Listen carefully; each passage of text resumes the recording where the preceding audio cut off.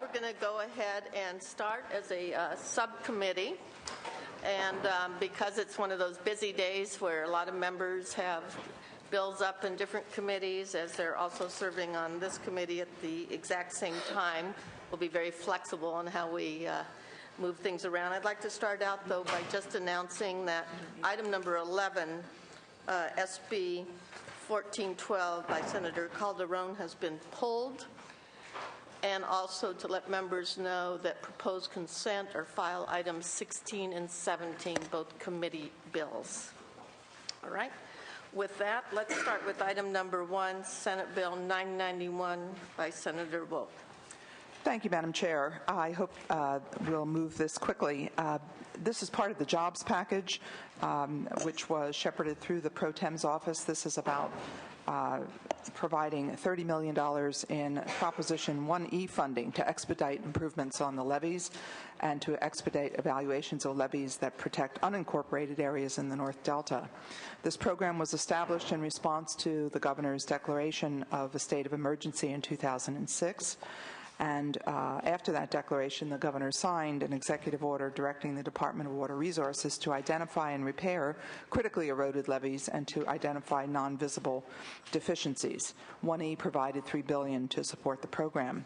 Consistent with the intent of the evaluations program, 991 provides $30 million to expedite the evaluation of the levees that protect the areas and unincorporated communities, primarily in Yolo County on the Sacramento River. These same levees are critical to protecting water conveyance through the Delta and the overall stability of the Delta system. I ask for your aye vote. And I have Petrea Marchand, who is here from Yolo County, who can answer any questions, if you have any, about the particular levees. Very good. And do you have any witnesses that would like to testify or just answer questions? Just answer questions, I believe.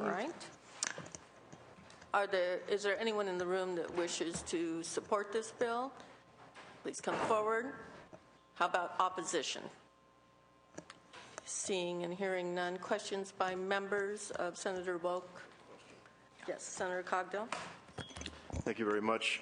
I certainly support the intent of the bill as far as putting people to work in this area and how important the levees are and the need to do this. And many of us have been frustrated by the apparent lack of activity or not enough activity. But I guess the only question I have is it relates to what we've typically done with bonds, and that's to appropriate them through the budget process. So I'm wondering why we wouldn't want to do that this year, and I'm also wondering where DWR is on this. I'm kind of surprised they're not here today. Or are they? They are. My understanding is they're supportive. Hang on. Okay. None of this would have moved forward, I don't believe, without their support. Are they asking for the fund? They have been supportive. We've been working with them. We do not have a position yet. They do not have a position yet on this bill. Thank you. And I believe we have, on occasion, outside of the budget process, had appropriations of bond monies through bills.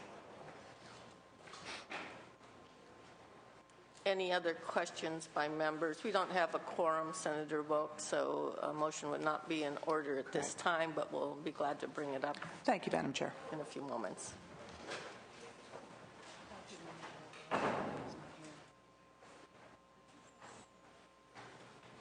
I could do mine. I see Lewis over, except Adrian doesn't know.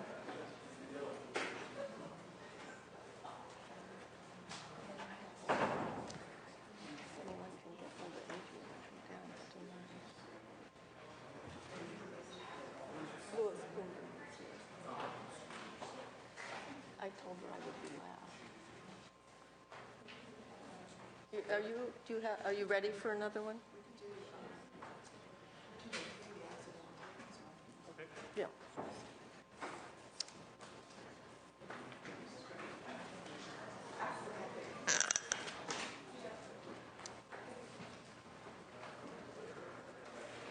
Senator Wolk has graciously offered to go ahead with another one of her bills while we're waiting for committee members not on this particular committee. members, we're going to be taking up item number 7. This is Senate Bill 1303 by Senator Wilk on protected species accidental take. Senator Wilk. Thank you, Madam Chair.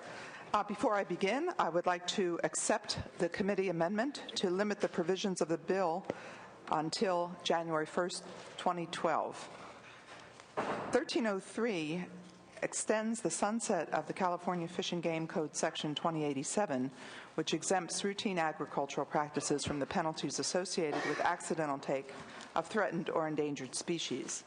Accidental take combined with an incidental take program forms the agricultural portion of the California Endangered Species Act, which was adopted in 1997 by SB 231, Jim Costa's bill.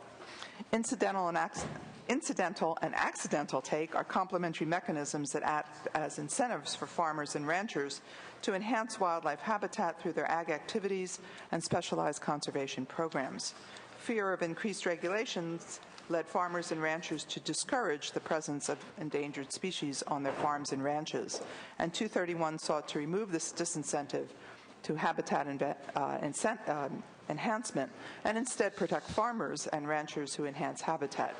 This is a critical component for future habitat enhancement projects on private farms and ranches by protecting farms and ranches that are providing habitat to California wildlife.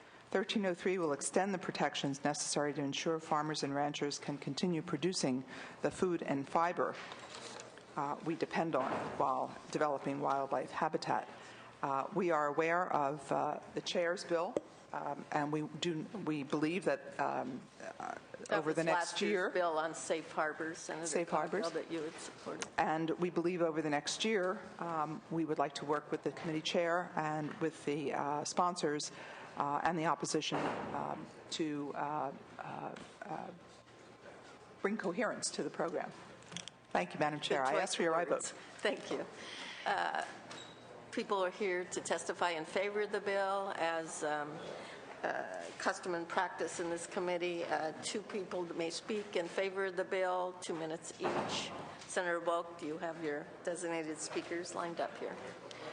Good morning, Madam Chair and members. Noelle Kramers, the California Farm Bureau Federation. Your analysis did a good job of presenting the issue, so I'll try to be very brief. As Senator Wilk mentioned, farmers provide significant habitat to California wildlife, and so we need to figure out a simple solution that allows farming and ranching to continue without increased regulatory burdens from listed species residing on their property. We also need to make sure that there are strong protections for neighboring landowners. When a farmer proactively improves habitat, often their neighbors are concerned about that, and there can be significant pressure against that habitat creation if there aren't protections for those neighboring landowners. We look forward to working with the stakeholder group and coming up with a long-term solution to make sure that farming can continue. Thank you. Thank you very much. Dawn Clover with California Cattlemen's Association, also a co-sponsor on the legislation. We thank your staff for the work, and we look forward to working with staff and other stakeholders. Okay. Members of the committee, Kathy Mannion, Regional Council of Rural Counties, here indicating our support, and we'd like to engage in the discussions. Thank you. Ellery Narrow for the California Chamber of Commerce in support of the bill.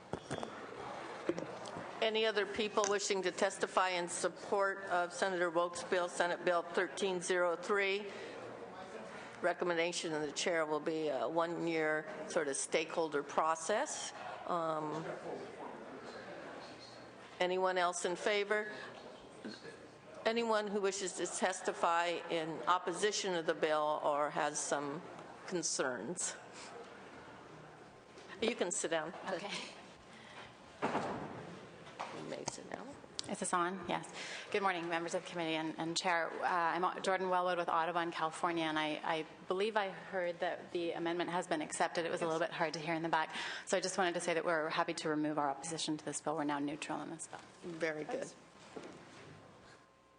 Anyone else wishing to testify against this measure? Seeing and hearing none. Members, do you have questions of the author? The amendment that was accepted to the author is to support a 1-year extension of the sunset for purpose of facilitating these discussions between all the stakeholders. We do have a quorum, I believe, now. Let's call the roll.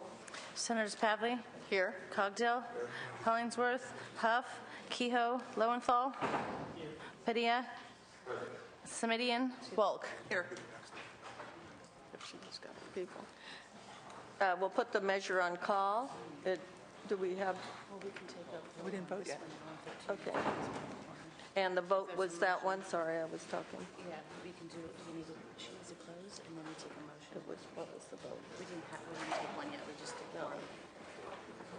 We just voted. What was the vote? I was talking to Bill. No, we just did. Did the quorum? Yeah. We could take a vote. Yeah, because we don't have the motion yet. She needs to close, and then Okay. take a motion, and then we can vote. Okay. Senator Wilk, I know you've come all the way back up here. If you would like to go ahead and close and see if members have any discussion or questions. If not, let's go ahead and take a motion on Senator Wilk's bill. Senator Wilk, would you like to close on Senate Bill I'd just like to ask for your aye vote. 1303? That's the one-year extension for purpose of discussion. It's been moved by Senator Padilla. Roll call. The motion is to pass as amended. Yes. The motion is due pass as amended to appropriations. Senators Pavley, Aye. Pavley, aye. Cogdill, Hollingsworth, Huff, Kehoe, Lowenthal, Lowenthal, aye. Padilla, Padilla, aye. Semidian, Wolk. Aye. Wolk, aye. It has 4 votes, but we're going to put it on call. Thank you very much, Senator Wilk. We're going to go ahead and have a motion for Senate Bill 991 since you presented. And that bill related to water supply and appropriation from Proposition 1E. Is there a motion to approve? It's been moved by Senator Padilla. Roll call. Senators Pavley, Aye. Pavley, aye. Cogdill, Hollingsworth, Huff, Kehoe, Lowenthal. Lowenthal, aye. Padilla? Padilla, aye. Semidian? Wolk. Wolk, aye.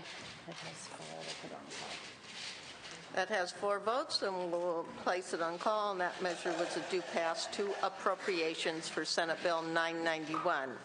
Okay, I see a member here. Who do we have? Senator Calderon, come on down. Oh, Correa's first, excuse me. Why is Correa? Because he came down from public safety. I see. Senator Calderon, I should explain, Senator Correa had been here prior and he ran up to public safety and came back. Apologize for that.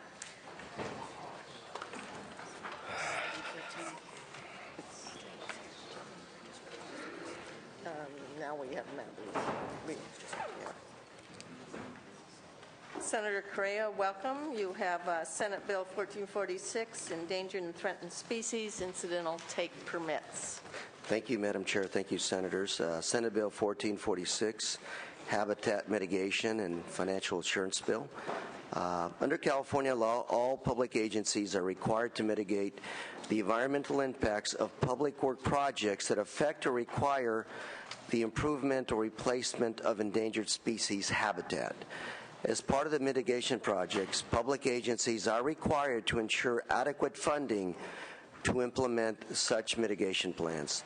The clause to ensure adequate funding has been interpreted by DFG to require financial assurance for the implementation and maintenance in perpetuity of the mitigation. While Orange County and other local agencies understand and support the benefits of mitigation, the current approach produces unnecessary short and long-term financial impacts on local agencies. This bill seeks to keep appropriate mitigation efforts and provide DFG with the authorization to accept a financial assurance arrangement that is already acceptable, or accepted, I should say, by other state agencies. So in essence, we are not breaking any new ground. This proposal will alleviate a fiscal burden upon local government and still provide DFG with financial assurances and protections. The bill is proposed to be amended in the staff analysis. We'll continue the discussion to address the issues raised by opponents while looking at other options to address environmental concerns. I have here with me today Ms. Donna Grubart, Deputy Director of the County of Orange Executive Office, to testify for the bill, and along with her, Mr. Vince Skinn, a project manager and interim manager of the Orange County Public Engineering Division. Thank you very much, Senator Correa. I just wanted to clarify that if you accepted the amendments in the staff analysis. I'll accept them as author's amendments. Very good. Welcome. Good morning, Madam Chair and members. I am Donna Grubaugh, Deputy Director of the Legislative Affairs for the County of Orange, which is the sponsor of 1446. I want to thank the Chair and the committee staff for their advice and counsel regarding this bill. And I want to also thank the staff of the committee members for meeting and conferring with us as well. Additionally, I want to thank Senator Correa for authoring the bill and his staff for assisting in the bill's process. I would also like to thank the staff of the Department of Fish and Game. They have an important resource protection mission that we all value. The purpose of this bill is to provide the State Department of Fish and Game authorization to accept from local governments a financial assurance mechanism for habitat mitigation with regard to public works projects. In addition, the purpose and intent of the proposal is not to shirk the responsibility to appropriately mitigate and monitor impacts to the environment, but to provide the Department of Fish and Game financial assurance and protection while alleviating a fiscal burden upon local governments. As mentioned, the county has worked closely with the Department of Fish and Game, and we have a very good working relationship and understand the department's objectives and goals. And we will continue working with them on this issue. To answer any technical questions, Vincent Jen from our Public Works Department is here. Thank you, Madam Chair and committee members. Thank you very much. I also have Mr. Steve Baker with me. Very good. Madam Chair, members, Steve Baker with Aaron Reed and Associates, representing the Orange County Employees Association. We represent the county employees that work for the county.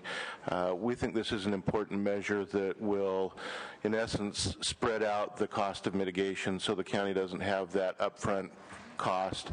To the extent the county can spread those costs out, they're going to have more resources available for other important county services, including pay and benefits for county workers. As a result, we support the measure. Other witnesses in support? Thank you, Madam Chair. Todd Bloomstein, representing the Southern California Contractors Association, in support of the measure. One of our members is the contractor on a project that is delayed because of this issue. There's approximately 100 jobs that are on hold. 100 employees are on hold from working on this job. While this bill may not affect this particular issue, it would help similar issues in the future. Therefore, we support the measure. Thank you. Thank you.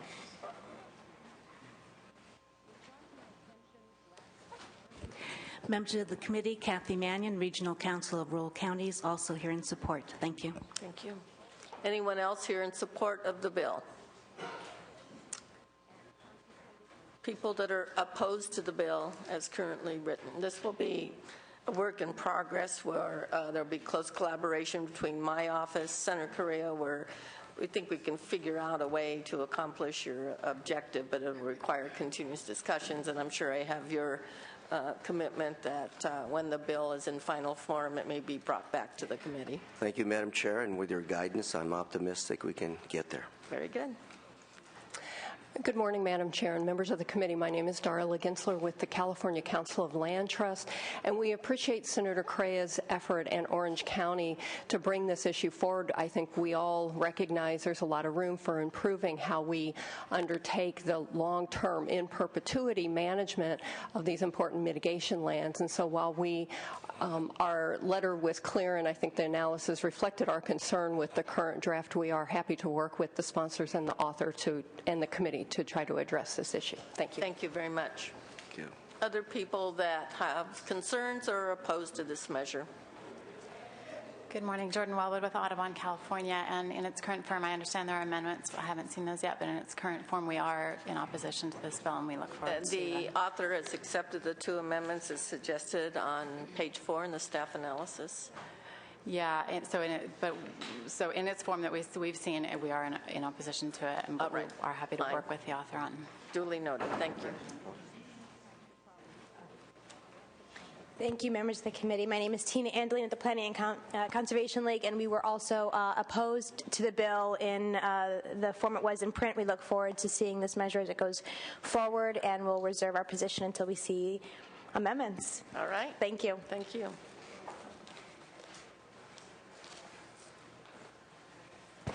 Good morning, Madam Chair and members. Excuse me for going out of turn. I'm Elizabeth Howard Espinosa on behalf of the California State Association of Counties. I've run downstairs from another hearing. I think you're testifying in support. I am testifying in support and just wanted to make sure that the committee was aware of our support and our interest in working with the author and the sponsors as this moves forward. Thank you. Thank you for coming downstairs. Anyone else present that wishes to testify in either support or in opposition to this measure? Seeing and hearing none. Questions by members of the committee? It's been moved by Senator Cogdell. Questions or comments? Senator Correa, do you have a close? I ask for an aye vote. Okay. The motion would be to do pass as amended to appropriations with the author's acceptance that we will be bringing this back to committee. A lot of discussions. Our office is committed to working with you to find a way to be sensitive to local government's concern on ongoing financial commitments, as well as providing the mitigation. And we'll be encouraging the county and Department of Fish and Game to work together to resolve this issue, which is critically important. I think we can do this. It's just going to require a lot of cooperation between the different parties. Thank you, Madam Chair. All right. Senators Pavley? Aye. Pavley, aye. Cogdill? Cogdill, aye. Hollingsworth? Huff? Kehoe? Aye. Kehoe, aye. Lowenthal? Aye. Lowenthal, aye. Padilla? Aye. Padilla, aye. Simidian? And Wolk? Wolk, aye.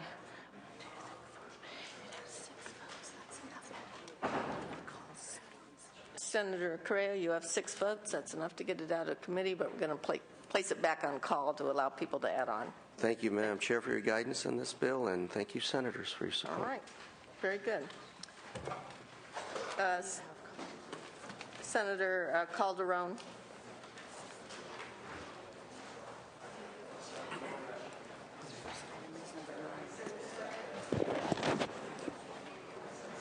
Members, this is item number 9, Senate Bill 1345. Involves prohibited importation of dead animal parts.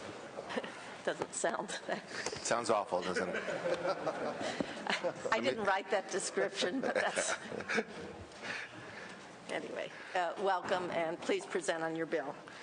Thank you very much, Madam Chair and members. Thank you for allowing me to present SB 1345 this morning.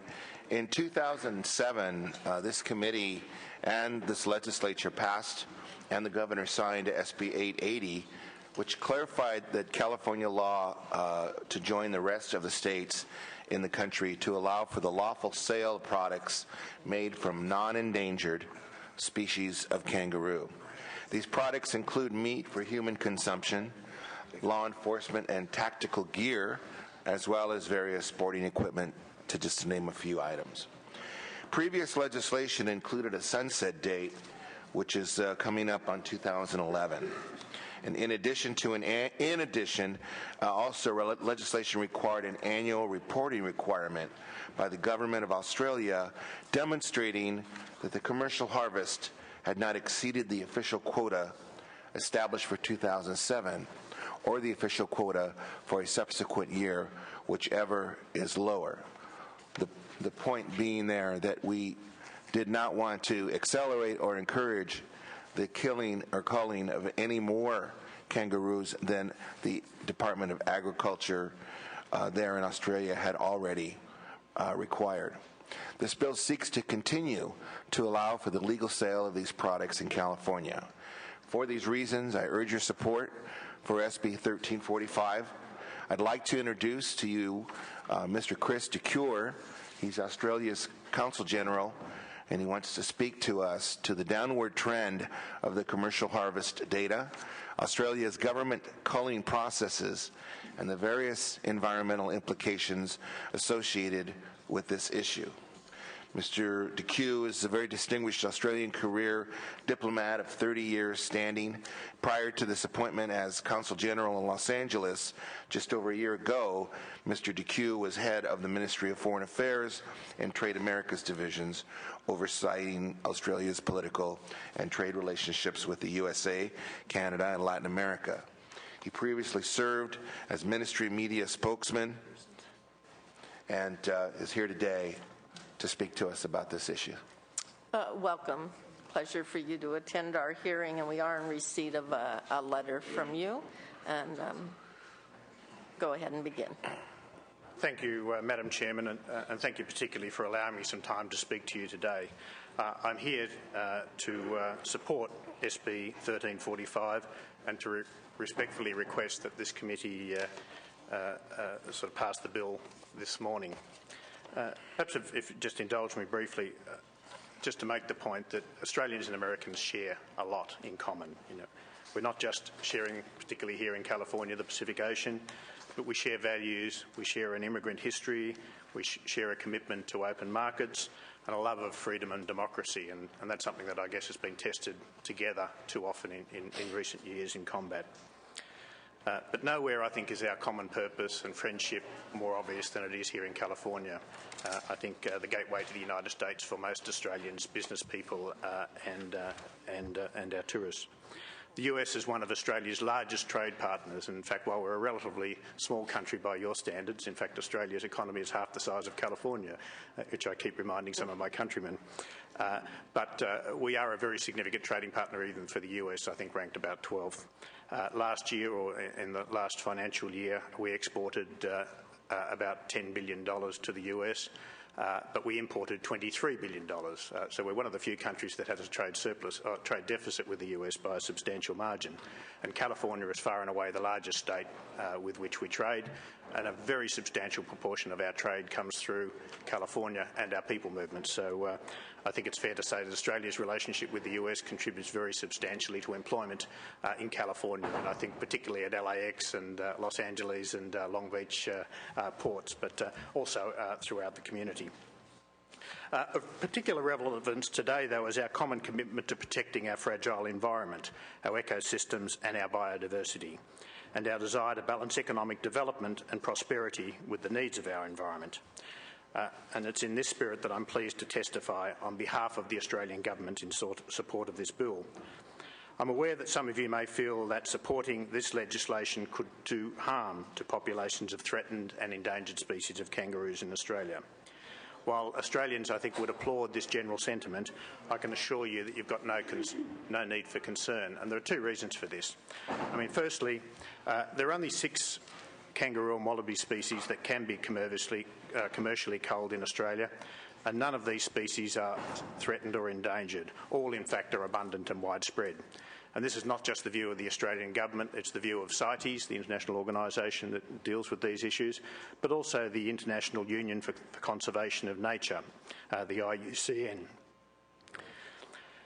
Secondly, the Australian kangaroo population management regime is both ecologically sustainable and humane.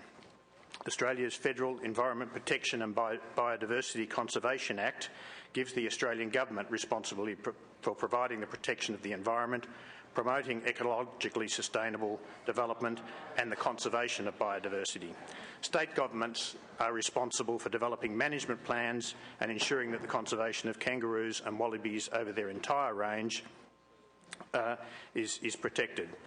The overall population of the harvested species is regularly monitored, and annual quotas are adjusted to reflect changes in population size, the impact that the animals are having on the environment, and other factors such as climatic conditions and weather conditions. So I think the important point to make here is that the quotas that are set in Australia are set by environmental authorities, not by people who are managing an economic process.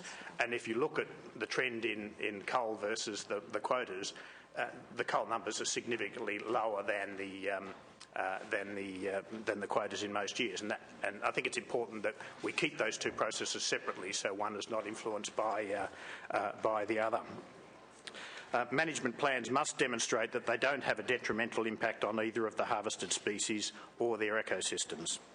The Australian Government has to approve each of these state-based management plans and carefully consider such factors as the biology, the population size, trends and conservation status of the species before approving management plans, and of course providing approval for export.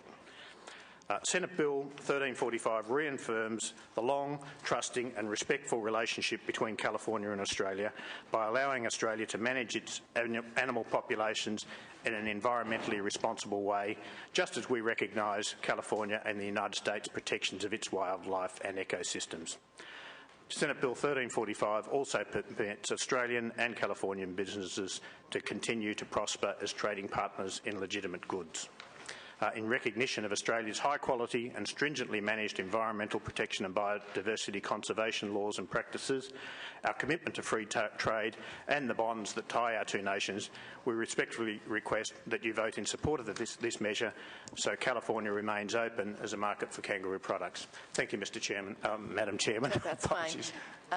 Thank you very much for your testimony. Senator Calderon, the next person to limit themselves to 2 minutes, and then we'll hear other witnesses in support. Appreciate your comments, and there may be questions of members by members. The next speaker, Senator Calderon. Madam Chairwoman, my name is Phyllis Marshall. I'm with the law firm of Manatt, Phelps & Phillips, members of the committee, representing Adidas in support of Senate Bill 1345. Senate Bill 1435 will allow local retailers in California to continue to sell products made from kangaroo hides. Currently, prior to the passage of Senate Bill 880 by Senator Calderon, those products were available to California residents, but only over the internet and through mail catalogs. This bill will allow for retailers to continue to make those items available. It will also eliminate the threat of litigation. Prior to the passage of Senate Bill 880, Adidas, along with several retailers in the state of California, were in fact parties to a litigation which was subsequently dismissed as a result of that legislation. We urge your aye vote. Thank you. Madam Chair. Other witnesses in support. Madam Chair, my name is Roy Perez. I'm the Vice Chairman of the California Hispanic Chambers of Commerce. Our charges are to enhance and protect the small businesses, family-owned businesses throughout California. It would be appropriate to either say support or oppose. And we strongly support of SB 1345. Thank you very much. Other people in the audience that wish to support this bill by identifying themselves, their organization, and their position? All right, thank you very much.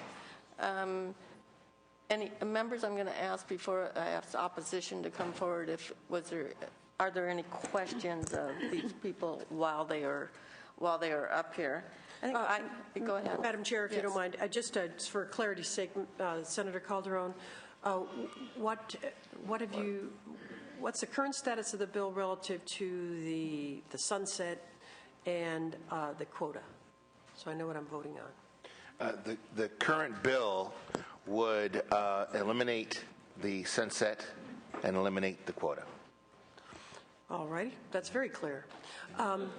Let me say that the last time the bill was before us, and I very much appreciate the Counsel General being here and appreciate the visit yesterday afternoon. It was really a stretch for some of us. I still would like could not support the bill without a sunset, so we can keep our eye on the program. I'm suggesting a 5-year sunset, and I would like to see a quota. Might not be able to get there this morning, but as long as the bill comes back to committee and we get to review what the final language is on quota, I could support it going forward this morning. Thank you. Thank you very much. I had a question regarding reporting because it seemed to be rather informal by email. I think this committee would like to see more of a formal report Do you want to? We did get one yesterday. The but Consul yes. General has a great answer for this, especially for you, Senator Pavley. Good. My first response was that, of course, this report is prepared by our Environment Department, and they hate killing trees, so they tend to communicate almost always by email. That said, that's why they were doing it by email to garner my support. Endangered trees. We thought you would note that. Are trees endangered in Australia? Actually, they're in very short supply. Yes, but seriously, fires. Can't you see his tan? Yeah, I stay out of the sun. Kangaroo habitat? The second question, I understand wildlife management and things. There's an overpopulation of certain species of kangaroos. Yeah. Perhaps I could explain very briefly there. I mean, what's essentially, most of this overpopulation happens in rangeland, area that's been converted from natural property to grazing lands. And what that's meant is that farmers have put in improved pastures, they put in dams and water sources for their animals. And what that's meant is it's disrupted the natural environment for the kangaroos that have been over that land, in the sense that their numbers fluctuate quite wildly depending on climatic conditions. So if there's no rain or growing conditions, then you find a lot of them actually dying off, frankly, as a result of drought or dry conditions. In this environment, that doesn't happen to the same degree that it used to happen prior to European colonisation. So you're having quite wild fluctuations in numbers, and instead of dying off, which is frankly not a particularly pleasant thing to see, and I've seen that they're actually damaging the environment. They're digging up plant life and the grasses in particular, and making it harder for those to recover. They're damaging water courses, looking for water and digging for water in those areas, and disrupting the ecosystems more broadly. So the quota system is designed, as I said, it's not an economic thing. It's designed to try to manage the total number of kangaroos in some of those areas. I mean, just to give you a sense of this, right across that rangeland area in the eastern parts of Australia, at times you will have a kangaroo population in addition to the other sort of cows and sheep and so forth, of over 100 per square mile. So it's a very significant number of animals, and that's essentially what we're dealing with. This program is designed to manage that, and all of the quotas are allocated not just by state, but by property. The quotas are allocated to, or the permits are issued to a particular property to deal with a particular problem in that property. So it's a very carefully managed program by the states. And one final question before I call up the opposition. I remember hearing this when I was in the Assembly several times, similar bills. The ability to identify which species of kangaroo are being hunted, especially at night, how you can tell the difference between there's 6 species, which ones are endangered and which ones not. And some people have asked me, and I wonder how you address that question. I can address that. I mean, broadly, most of the endangered species in Australia are very small animals, less than about 20 pounds, and they're essentially endangered in many cases because they've been predated upon by alien invasive foxes and domesticated cats gone wild, that sort of thing. So that's a problem we're trying to deal with. But there are all of the species that are being culled at the moment are large macropods that are in abundance. What I'm told is that they don't share habitat with those endangered species. I had seen a reference in a letter from the Humane Society suggesting that there was some overlap in Queensland between an eastern grey kangaroo and a western grey kangaroo. The reality is that's in a very small area. The two are actually very easily distinguishable because one's got a chocolate-coloured face and the other has a pale-coloured face, and the chocolate-coloured one's got a wider face anyway. And secondly, the Western grey is in fact not endangered. It just doesn't have a management plan in Queensland. It has management plans in every other state where there is culling: Western Australia, South Australia and New South Wales. Second point to make, yes, kangaroos are often culled at night, but there are very specific guidelines that have been developed for that process, which is developed as a result of consultation with our equivalent of the Humane Society, that says what sort of weapons you use, the conditions in which you do it. The animals, for instance, must be stationary when they're shot. They have to be shot through the brain, and the shooters are tested to ensure they can meet that requirement. If they're doing it at night, they must use spotlights. And with kangaroos, if you put a spotlight on a kangaroo, it'll freeze and just stop still. It doesn't run away.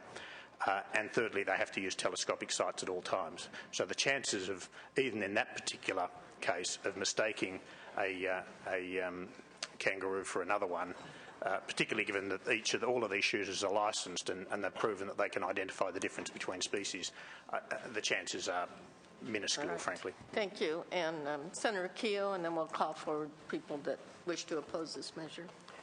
Yeah. Senator Pavley, I want to respond to your question about the quota. What I would like the committee to do, with everyone's consent, is to work with defining what that quota will be relative to the Australian scientists' determination there.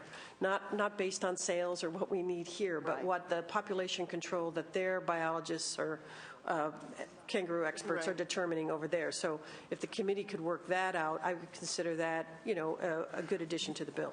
Yeah, I'm hearing regarding the 5-year sunset and sort of a science-based quota based on Australian standards, and on a personal level, a report in writing rather than email, even though we might be killing. If we use recycled paper, does that work? I did do a written report this time. All right, thank you. All right. Madam Chair, may I make a comment before we go to... Or you can do before the opposition? Not Before. as a close. Okay, go Before, ahead. yeah, I have several comments, but I don't want to bore everybody in one swoop. But in regards to the quota concern using in the environmental, Australians' environmental quotas for our numbers, you were given a biodiversity sheet just for 2010. Their specialists are indicating 417 million. 4 million as a quota. And if you look at this list right here, this is a list of all the years, and you can see in 2009 the call number was half that, and the figure that we used when the bill was signed was the 2007 figure, and you can see that they were about 700,000 below that as well. So the reason why we initially started with the quota as a limit, not to exceed their quota, again, because we did not want to encourage the killing of any more non-endangered species than the Department of Agriculture is requiring in Australia. Just wanted to make that point before we move any forward. All right, thank you, and thank you to your witnesses that testified in support. And would any members of the audience wish to testify in opposition come forward?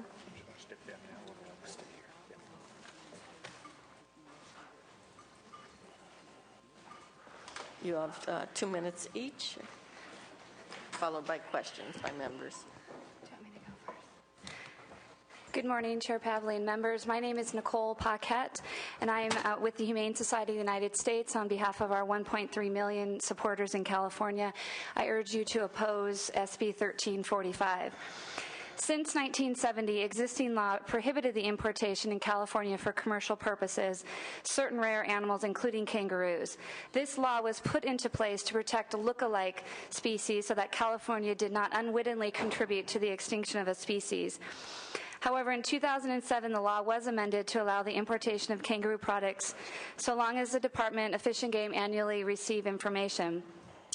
The Department of Fish and Game received the 2008 information in the summer of 2009 and has just received the 2009 data. The Steinberg Amendment has been in place only 2 years, and we do fail to see the justification for removing these provisions at this time. In addition to just the shortness of that, it's also they've been late in coming, so we would like to see a more consistent information provided to the department. And just to note, looking beyond the actual kill rates of these kangaroos, I think it is important to look at the actual population of the kangaroos in Australia. Even though it was noted that there are several species that are overpopulated, if you look at the numbers, and it's on the Department of Environment's webpage, that in 2001 there was 57 million kangaroos, and in 2009 it's listed as 27 million. That means more than half the population has gone. And if we continue down this same path with the annual quotas, then in 8 more years we would likely see the population plummet if the industry tries to meet commercial demands. The key here is that the numbers are about the commercial kill. There is a difference between the wildlife being killed for so-called pest reasons and those being killed for commercial interests. The kill in Australia is only comparable to the commercial kill of harp seals in Canada, nothing like we would ever see here in the U.S. We also feel that the killing of these animals is inhumane. If the kangaroo that is killed with a mother in her pouch, the baby is taken out and killed by a heavy blow to the head or decapitation with a sharp instrument. This is according to the Australian Code of Practice. And if you could wrap up, I'm sorry. Sure. Again, this type of killing, again, is no different than what we see with the seals, which actually is going on right now. And we prohibit the sale and import of those products. We would hope that we would continue to prohibit the sale of kangaroo products in this state, and we urge your opposition to this bill. Thank you. Thank you very much. Good morning. Good morning. Virginia Hanley with PAWPAC, and I too urge the opposition to this legislation.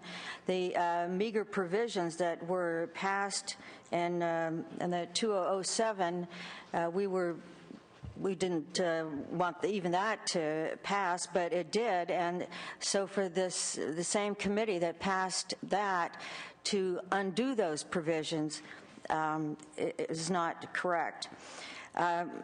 The problem with the reporting, I think if this bill weren't here today, we probably wouldn't have gotten that report at the last minute. And so it's common that if some law is not being enforced, then an easy solution for those that are violating it is simply to try to get the law removed. And as Nicole said, we don't allow baby seal products or other animals that are on this list. And it was not just a concern about endangered species, though that was a concern, and also about the look-alike species, but also for humane reasons, which is why we don't allow any baby seal products in here. Also, concerning the quota is always so high that they won't meet it. I'd prefer to see the limit on the number of animals that were killed in 2007 rather than the quota, because the purpose of that by this committee was that more animals would not be killed, that it would not be any worse than it already is. And so they can just have the quota and end up killing a lot more animals. All right. Thank you both for your testimony. Questions by members? Senator Cogdell. Thank you very much. Did this information come from you? Yes. It's obvious here that the population has dropped off significantly from 2002 to 2003, but since that point in time, it seems to have stabilized. And my question is, what was the reason for the significant drop in population? Thank you, Senator, for that question. I guess this illustrates the point I was making about the natural environment. Excuse me, I was just going to ask whoever has a cell phone to turn it off and put it in vibrating. What? It may be in there. I'm sorry.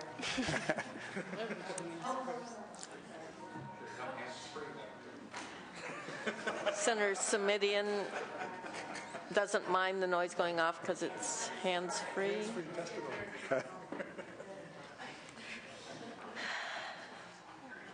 Does it involve a bicycle, Senator Simitian?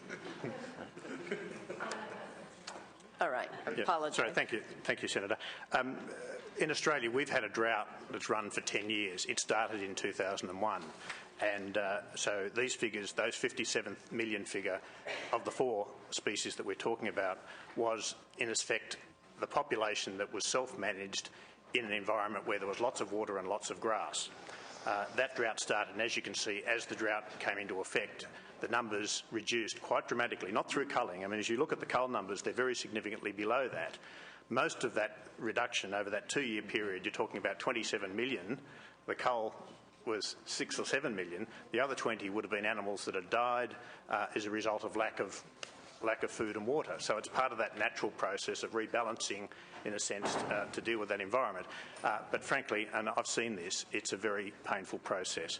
So that population's correct to say died of lack of water and starvation, and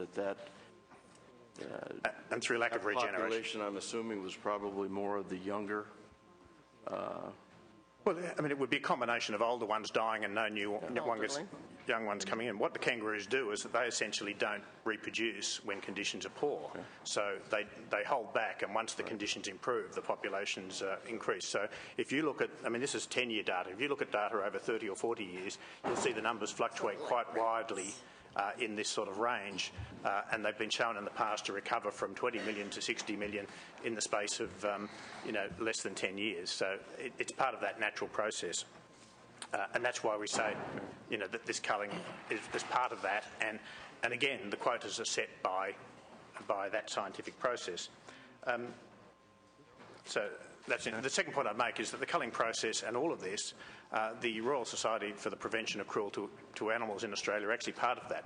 They were part of the organisation that set the code of practice for the culling of kangaroos. They are consulted in the process of setting the quotas that are done by environmental groups, quite separate from any commercial cull. So I think that's an important point to make. And I can quote them as saying, look, from their perspective, the culling that goes on is the most humane way of killing these animals. Well, that's the point I wanted to make. It sounds to me like Mother Nature is pretty harsh in how she culls populations of kangaroos compared to... I mean, to quote the Royal Society in Australia, if achieved correctly, kangaroo culling is considered one of the most humane forms of animal euthanasia. An animal killed instantly within its own environment is under less stress than domestic stock that have been herded or penned. I mean, that's from a Royal Society for the Prevention of Cruelty to Animals report in Australia. They conduct regular audits of this program. As I said, they were part of a new code of conduct for killing of animals, which was introduced just in 2008. And perhaps if I could just respond to the issue of the report as well. The federal government collects that data by the end of March. 31st of March it has to be provided by states. It's collated and then passed on. The reason it takes 3 months to collect it is because it's not just collecting an aggregate number, it's collecting information from every farm about how many animals were killed off each property, what was their age, what was their sex, what is the population there at the time, what happened to them, where did they go. So they're managing a very complex process, and that information feeds back into data about sustainable management of that population. So it's not a simple matter of adding up 3 million kangaroos and sending a number off. It's a complex process. They provide a lot of data, and that takes some time to collect.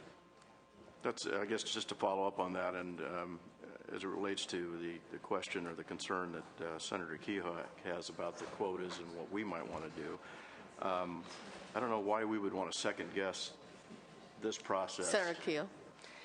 On the quota issue, I guess I'm trying to understand why we would want to second-guess or do more analysis. I'm trying to figure out how that could be any better than what I'm hearing they already do in Australia, and especially given the fact that they don't meet the quotas that they've established through what sounds to be like a very scientific and objective way of doing it. I get what you're saying about the sunset extension. I think that may make some sense, but I don't know why we would want to second-guess their quota process. I don't want to second-guess their quota process. I want to incorporate their number. You do it annually, right? Yes. In what how the bill functions, Senator Cogdill. So I'm supportive of the science-based number that the Australians come up with in Australia. I think that makes more sense than us picking a number in the bill or going on last year's number. So I just want the committee to figure out how that science-based quota that's developed in Australia works in the bill, and then the 5-year sunset. And Madam Chair, I just want to mention we do have an amendment that we drafted that addresses exactly what Senator Kehoe is concerned about and Senator Coghill. Any other questions by members? Senator Calderon, I'm sorry. So is that is the 5-year sunset and the continuing, getting the actual language on how the quota will work? Is that okay with you? Yeah, that's fine. Is there anything else that the committee wanted? No, it's the report. And the in report, written form. the report on paper. I think we've been over that one.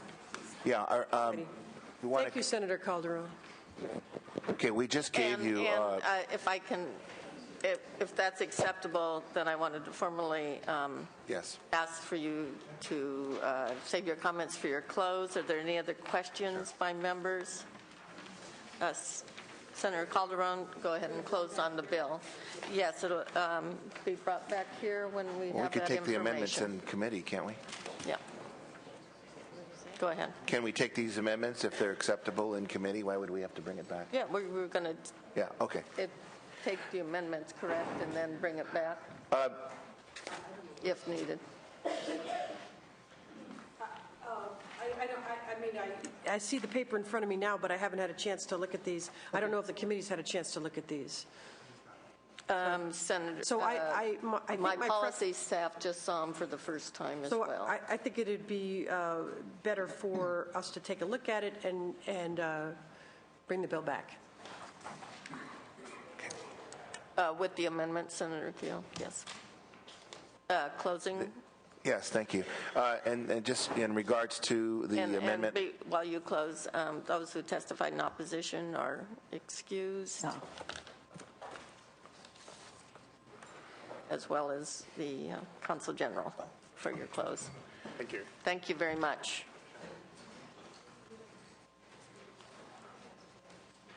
Madam Chair, in regards to the amendments being offered at this time, and Senator Kehoe, in response to your concern about the body of the amendments, the top 3 points of that page are highlighting what the amendment language describes: extending the penal code sunset for 5 years, specifying that the director of the Department of Fish and Game receive the annual report from Australia provided for in section 653, and to specify that the annual code will be consistent with the Australian national and state law.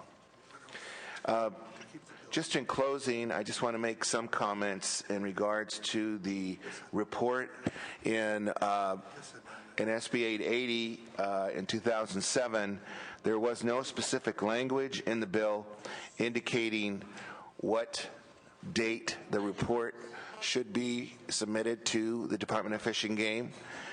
Therefore, really was kind of determined when that report was ready, and when that data was ready, that's when it was provided for Fish and Game. And secondly, again, there were no reporting details.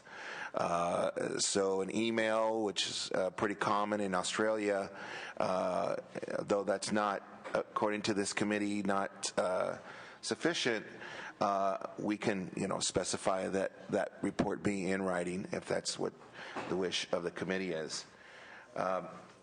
Having said that, I think that there's a very clear case here that the country of Australia has a real problem with the numbers of these species that are being harvested. There's a biodiversity and very sensitive eco balance that must be maintained, and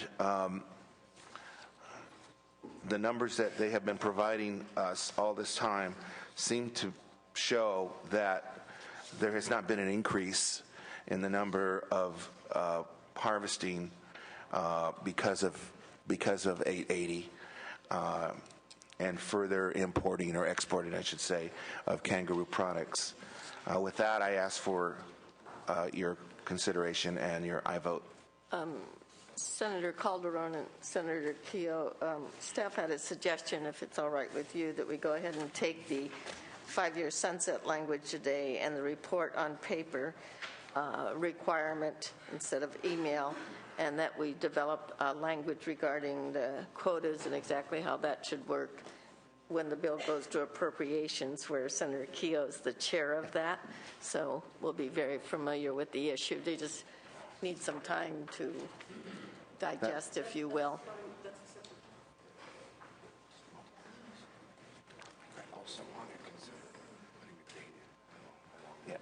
Yeah, good point. Let's consider putting a date in the bill as to when that report deadline. As it moves through Yes, acceptable. Thank you. Yes, thank you very much. Is there a motion on the bill? As amended, Senator Cogdell. I just had a comment on why I'm just staying off on the bill today. Appreciate the discussion, understand the differences of opinion. I'll look forward to the reports, and I think one of my concerns, and I wasn't around for 2007, I was out of office those 2 years when this bill went through this interesting process, but I remember voting for it against it several times when I was in the Assembly. I just want to make sure this is for wildlife management based on real numbers and protections of endangered species, and not just for financial gain, and that's my reservation today. So I'll just be staying off this particular bill at this time. Roll call. Senators Pavley, Cogdill, Cogdill, aye. Hollingsworth, Huff, Kehoe, Kehoe, aye. Lowenthal, Lowenthal, aye. Padilla, Simidian, Wolk, Simidian, aye. Wolk, Wolk, aye. Thank you.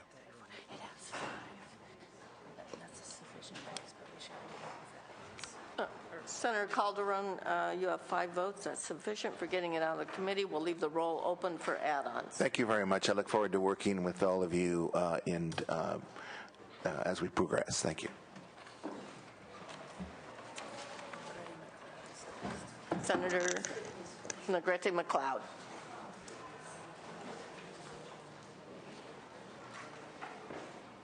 Good morning, members. We'll just wait a minute for the door to close.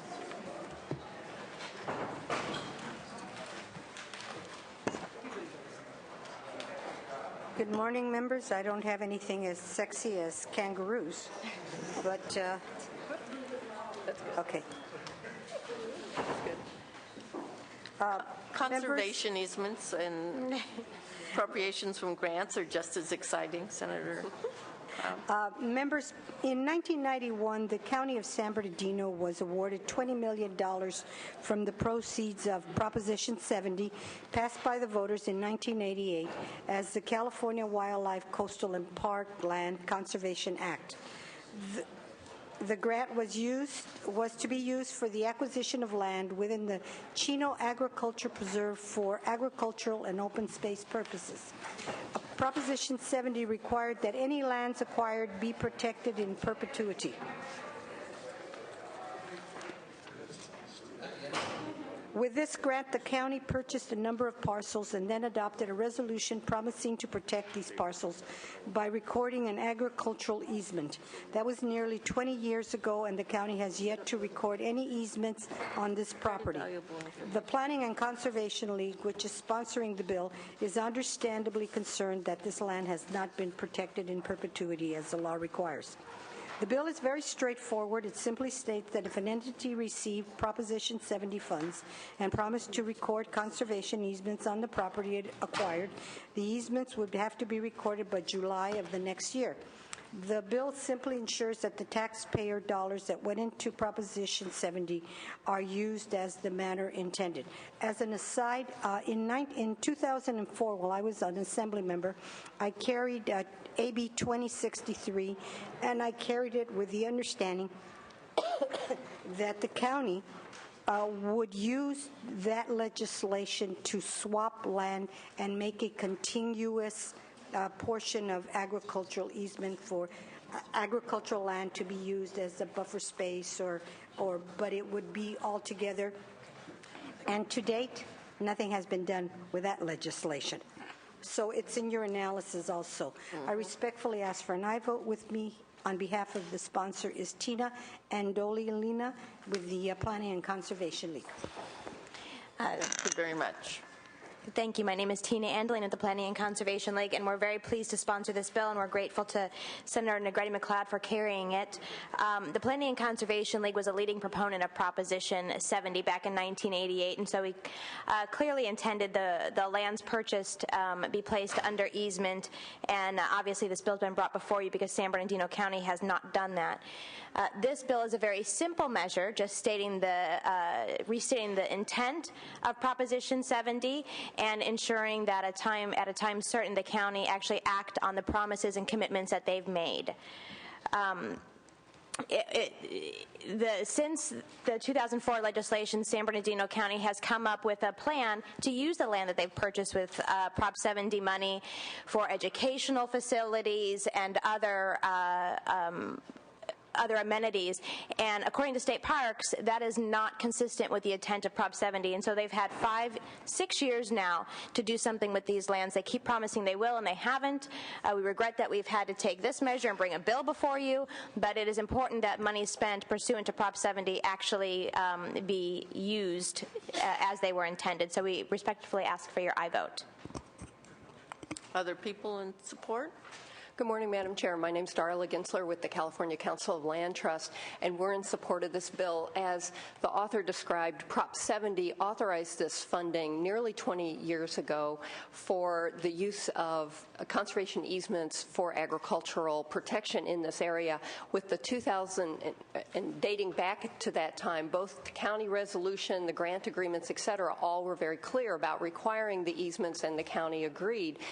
With the 2004 legislation, the county was even authorized to sell some of those lands, put easements on any lands they were going to retain, and easements on new lands they were going to require, and there's still nothing has happened. So we've are in support of this bill because we feel like the time is now to settle this. Parks has been working with the county trying to get this resolved, but time continues to go on, and we hope that this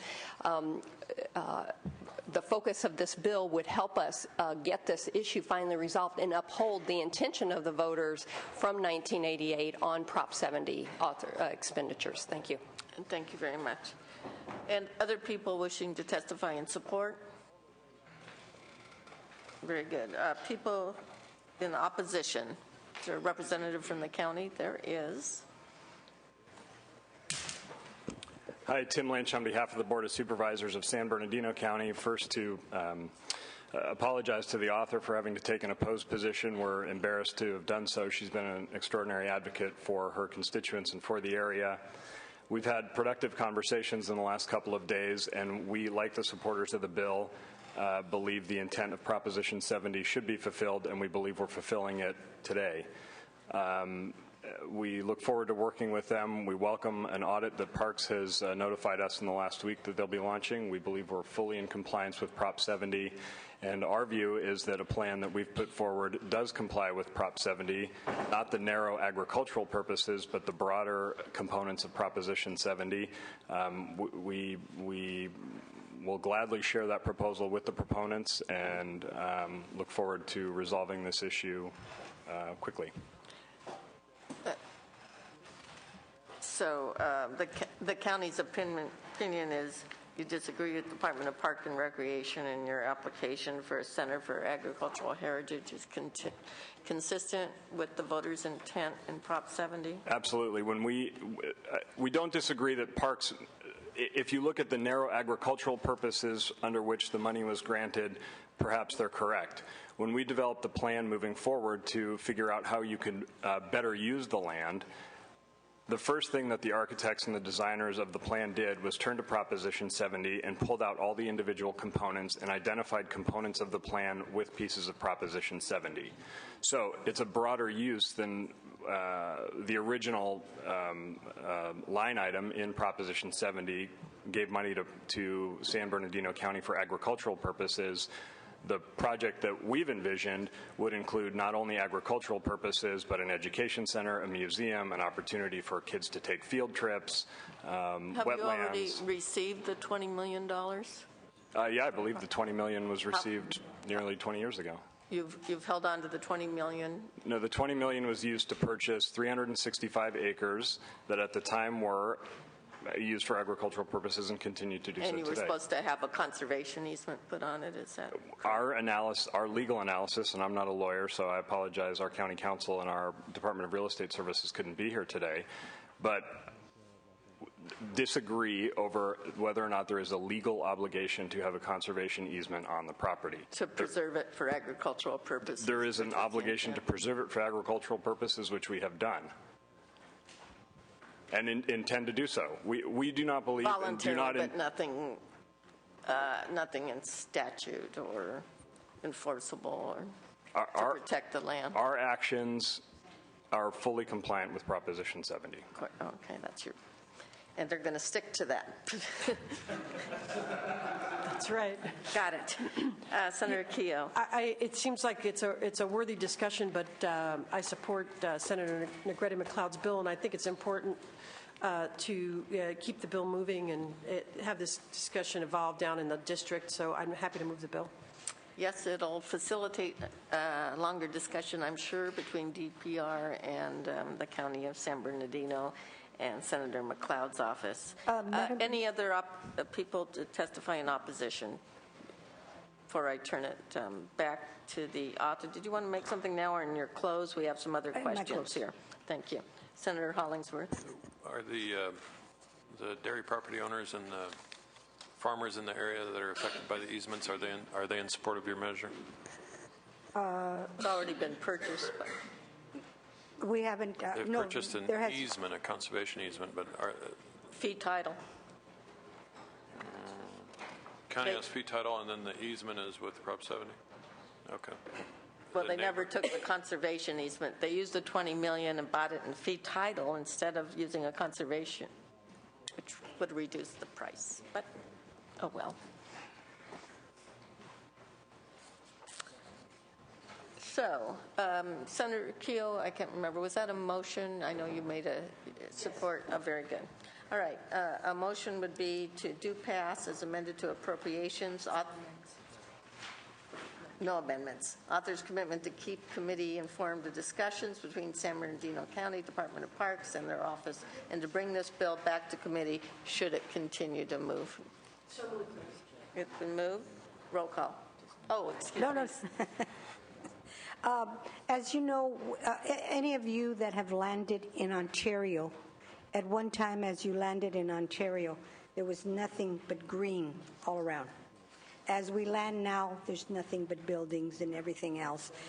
And in 2004, when the county came to me, they showed me a map of how the land that they had purchased was kind of hodgepodge. It was here, it was there, it was there.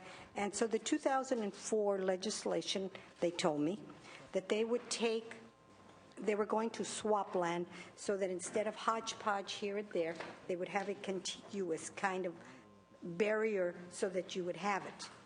And to date, they haven't done that. It's still kind of a hodgepodge. So the legislation that I carried in 2004, 6 years ago, has not come to pass. Neither has the other legislation with Prop 70 money. So all we're doing is trying to make the county conform to what it was. I live in the county. And as I said in my last close when I had another bill against the county, was that I am a resident of the county. I am a resident almost of the agricultural easement area, and I support this bill. Thank you very much for your close. Roll call, please. Senators Pavley? Aye. Pavley, aye. Cogdill? Hollingsworth? Hollingsworth, aye. Huff? Kehoe? Aye. Kehoe, aye. Lowenthal? Lowenthal, aye. Padilla? Padilla, aye. Simidian? Simidian, aye. Wolk? Wolk, aye.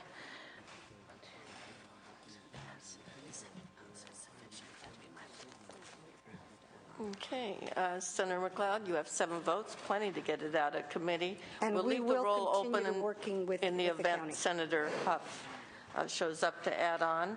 I'm going to turn the gavel over to Vice Chair Senator Cogdill. Does Senator Wolk want to finish? All right, do we have any Dennis, do you have Senator Hollingsworth, do you have a bill? You want to?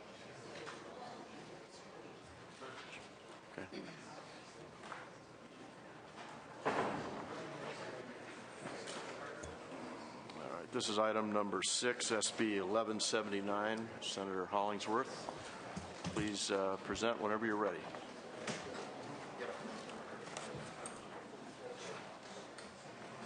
Thank you, Mr. Chairman and members of the committee. The bill is a measure, SB 1179, that recognizes hunting as a time-honored outdoor activity that has deep roots not only in the nation but in California, and also that it generates a great deal of commerce and sales tax revenue. When they are out there enjoying the sport, they purchase gas, food, clothing, supplies, lodging accommodations. They pump millions of critical dollars into local and state economies. And according to the Congressional Sportsmen's Foundation, hunters spend about $21 billion annually, and a good portion of that in California. What SB 1179 does is it requires the Department of Fish and Game to establish 2 free hunting days per year, much like existing law where we have 2 free fishing days per year, to invite new people out with existing licensed hunters and under their direct supervision in order to get them acquainted with this sport. It would allow a California resident who does not currently possess a hunting license to hunt accompanied by a person who holds a valid hunting license. The goal is to increase the interest and the appreciation for this outdoor sport and ultimately result in we think, in increased sales of hunting licenses, hunting-related products and services, and more enjoyment of the outdoor environment in California. That's the bill in a nutshell, and I want everyone to pay attention to the next few words I am going to say, because I've been here for 10 years, and this is the first time I have ever said them. This bill is supported by the Sierra Club. And I checked with my staff to see what we did wrong, but we didn't do anything wrong.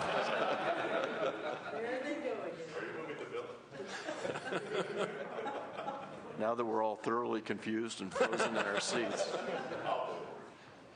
Witnesses in support. Go ahead. Hello, my name is Robert Dietz, and I'm an active member of several conservation organizations.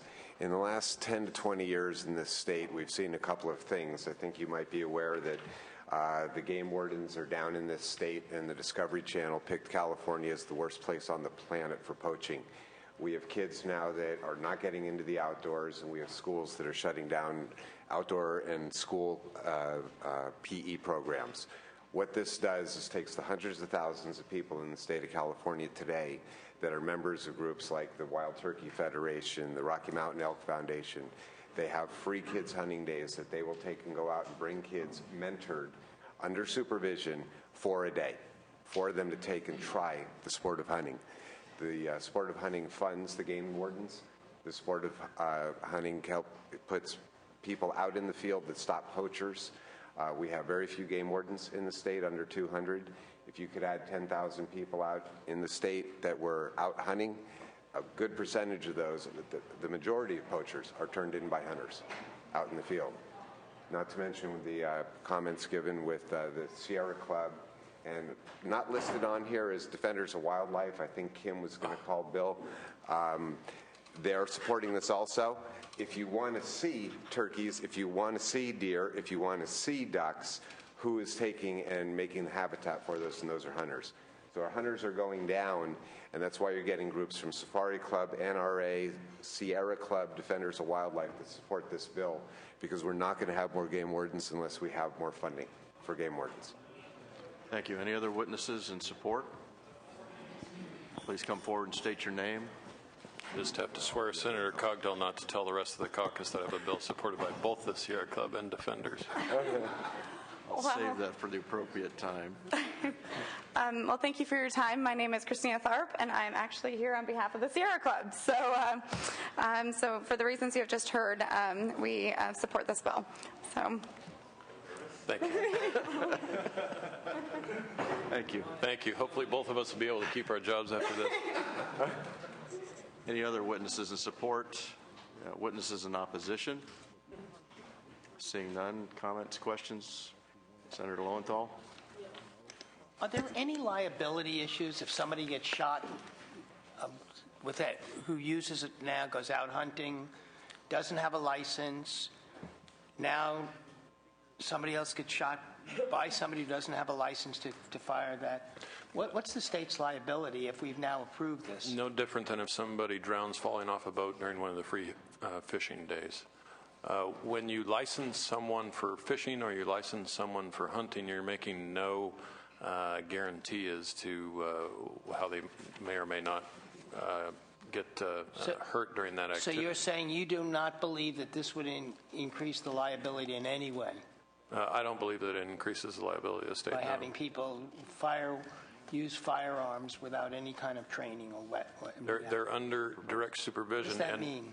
Well, they're under supervision of someone who is licensed and has gone through the hunter safety course. But understand that we don't prohibit people from target shooting or anything else on state lands without a hunting license. What does it mean to be under someone's supervision?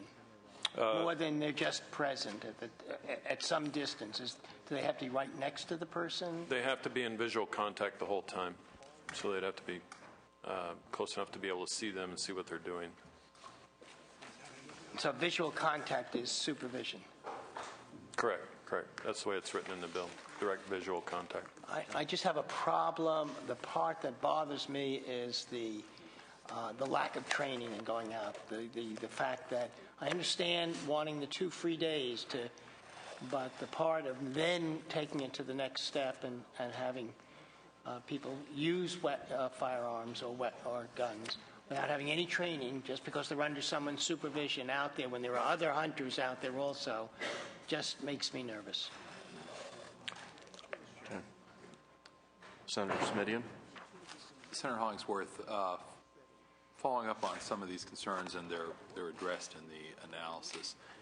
The analysis raises questions about minimum age for the folks who are taking advantage of the free hunting days, minimum age for the licensed hunter who's providing the supervision. Do you have any thoughts on that? Is there anything we can do to tighten this up just a little bit? Well, we currently don't have a minimum age for licensed hunters, so I'm not sure why we would want to create a new statute when we don't currently have that for licensed hunters. I guess in order to get the license, you have to go through the hunting safety program. Yes. In order to get a license, you would have to go through the hunter safety program. I guess the scenario that I'm envisioning here is a 16-year-old kid with a hunting license who's going to then take 3 of his buddies out who are 14 and 15, and they're all going to go hunting. And at some point, you start to get a little anxious about age and responsibility and lack of hunter safety training and how many folks can you supervise. I'm not trying to put the kibosh on your bill. I'm actually inclined to be supportive of the bill, but I did think the committee analysis raised some interesting questions. If I can comment on that, the bill actually calls for a licensed hunter for at least 3 consecutive years. If you take a look at the average hunter in the state of California, they're over 50 years old. The vast majority, over 90% of the licensed hunters currently in the state of California are people that have 20 years, 30 years of hunting experience. The goal of this bill is to get those people. Right now, this month is turkey season. I brought Ted Gaines, his 12-year-old son Teddy, and his staff Adam out turkey hunting last year. That was 3 people with me. They were sitting within 6 feet of me sitting in a turkey blind. You could have a duck blind. You could have a bird club. The 16-year-old with the 13, 14, 15, if you're thinking of going deer hunting or out in the hills, those are 1-week trips. This is a 1 free hunting day. So this bill would not lend itself to certain big game huntings and high-powered rifles. What this bill does lend itself for is sitting there with a shotgun, sitting there one-on-one with people that have, in all likelihood, 20 years of experience. It also is not just a licensed hunter, but a hunter that has held a license for a minimum of 3 years. Again, in all likelihood, the average is more like 20. I'm looking at the language on the bottom of page 2, line 29, paragraph or subparagraph C. It says the department may, which is may, require an unlicensed hunter prior to being authorized to participate in a free hunting day to demonstrate the safe operation of the firearm he or she intends to use. The authorized individuals who may evaluate whether the unlicensed hunter properly demonstrated the safe operation of a firearm are federally licensed firearm dealers with a state certificate of eligibility, an employee of federally licensed dealer, a hunter education instructor certified by the department, or a licensed hunter who has held a valid hunting license for at least the last 3 consecutive years. That's your reference to the 3 consecutive years. But the repeated use of the word may does not indicate to me that we're talking about a requirement that will be in place. I mean, my impression is that a 16-year-old kid who just got his hunting license can take out 3 or 4 of his buddies, and no one's ever going to have to demonstrate anything. Is there? And if I'm reading that wrong, walk me through the language again, because I keep seeing the word may. No, a 16-year-old kid that just got his hunting license would not qualify under this bill. They had to have held the license for a minimum of 3 consecutive years previous to that. Plus, they can be federal firearms or a licensed hunter safety instructor. Well, then, in the spirit that Senator Hollingsworth addressed the coalition that's building together here, let me ask Senator Hollingsworth, would you agree to take clarifying language that makes that clearer? I'm looking at the language. What exactly do you want to get at, I guess? Well, here's the concern. The concern is that someone who is young and relatively inexperienced, because there's no age limit in the bill, can take out other folks who are young and have 0 experience in unlimited numbers. And I think visual supervision is a little hard to wrap your arms around. I don't have a problem with what you're trying to do, but I do think we're setting up a situation that under some circumstances could be pretty risky. Your witnesses said that the person who is providing supervision, the hunter, actually has to have a license for 3 years. That's not what the language of the bill says in my reading, and as I consult with committee staff who was kind enough to come on over at my request. So I'm just saying if that's really your intent, so that if, number one, the 3 years means it's more likely going to be someone who's at least a little bit older, understanding that your demographic is appreciably older for the most part. Right. But it would mean that, somebody who hadn't gotten their license 6 months ago was out suddenly providing, quote, supervision for half a dozen people, all of whom were younger. Let me understand if this would remedy your concern. I wouldn't have a problem with making amendments such that we clarify in the bill that it is only legal if the licensed hunter is 18 years or older and has had a license for 3 years or more. 3 consecutive years. 3 consecutive years or more. If you did those 2 things, I think it's a real help to the bill, and as I said, I want to support the bill. Be happy to do that. Thank you. Thank you very much, Mr. Senator. Any other comments or questions, committee? The bill's moved. Oh, I'm sorry, Senator Keel. Just a comment, Senator Hollingsworth. I looked it over, and I actually think it works as a way to introducing more people to hunting, or it could certainly work. There's nothing like a discount sale prices. I'm into that. But I think it's kind of counterintuitive to hear your witness talk about California being the #1 place for poaching in a bad way, and then be offering free days, which only serve to, again, weaken the fund of our ability to hire wardens and to do good enforcement. We know it's whether it's coastal, Abalone or whatever. It's just a free for all out there because there's one warden, not even one warden per county in some parts of the state. This is intended to do exactly the opposite of that. Okay, how? If today you wanted to take someone out and introduce them to the sport of hunting and make them into someone who's going to be buying a license year after year after year, contributing to the Fish and Game Fund so that we can hire and keep those wardens out there patrolling against poaching, first you would have to send them to an 8-hour course before you could ever introduce them to the sport. So you'd have to find the class, you'd have to get them to the class, you'd have to send them to the 8-hour course, they'd have to do the hunter safety, then you'd have to go buy them the license, and then you'd have to take them out. This allows you to introduce them, get them excited about the sport 2 days out of the year, and then they're going to want to go out and take that next step. So you're casting a much wider net of the population of California to get them involved in this and make that step. Because I can tell you, relatives of mine that they're in their late 20s and they're still going to get around to taking that hunter safety course. They really want to take up hunting, but they haven't gotten around to it. This would get them excited about it because they've actually gone out and done it. So it will increase revenues. I'll guarantee you it'll increase the license sales and revenues so we Over go out time. and rather than decreasing revenues. A worthy argument. It's just the safety issues, the budget issues. I have concerns about the bill, so I'm not going to be able to vote for it today. But I'll keep an open mind, and we'll look at it as it goes along. Thank you. Would it change my if the Sierra Club made it a scorecard? Can we get that done?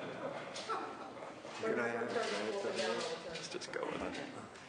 Okay, thank you. Any other comments? The bill's been moved. I want to commend you for bringing the bill forward. I think it's a good bill, and obviously it's very different from the standpoint of what we do in this state and most states do with fishing. You can take your children out free of charge at the age of 16 and get them interested in fishing, and obviously that's how that sport is perpetuated, and the monies that support wardens from that activity continue to come into the state. So I think it does have a definite win situation. I think the amendment that Senator Simitian requested and that you were willing to accept makes the bill a better bill, certainly. I think it's important. I'd like to see the statistics. I don't know if you have them or not, and don't need to go into it today, but obviously the hunter safety course requirement has been in place, I think, less than 40 years. And my guess is the percentage of the population that participates in hunting is considerably lower than it was 40 years ago. The coverage by wardens has been significantly reduced over where it was 40 years ago. So, again, I don't know. I'm assuming we have created a safer environment. I certainly hope so, but the unintended consequence of all of that may very well have been the fact that we have created a situation where it's less popular than it once was, and it's, as a result, has a problem with revenues and the ability to police the action and protect the environment the way we should. So with that, please call the roll. Senators Pavley, Cogdill. Aye. Cogdill, aye. Hollingsworth. Aye. Hollingsworth, aye. Huff. Aye. Huff, aye. Kehoe. No. Kehoe, no. Lowenthal. Padilla. Aye. Padilla, aye. Simitian. Simitian, aye. Wolk. Wolk, aye. That bill has 6 votes, which is sufficient to move it, but we'll leave it on call. Thank you. Thank you. Okay, do we have any other authors? Okay, Senator Wolk, do you want to present your other bill?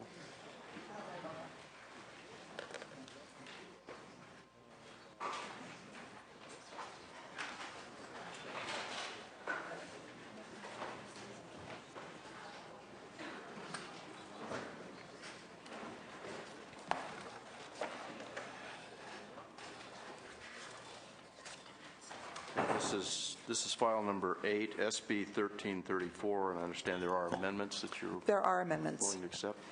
which I do accept. Great. Please begin.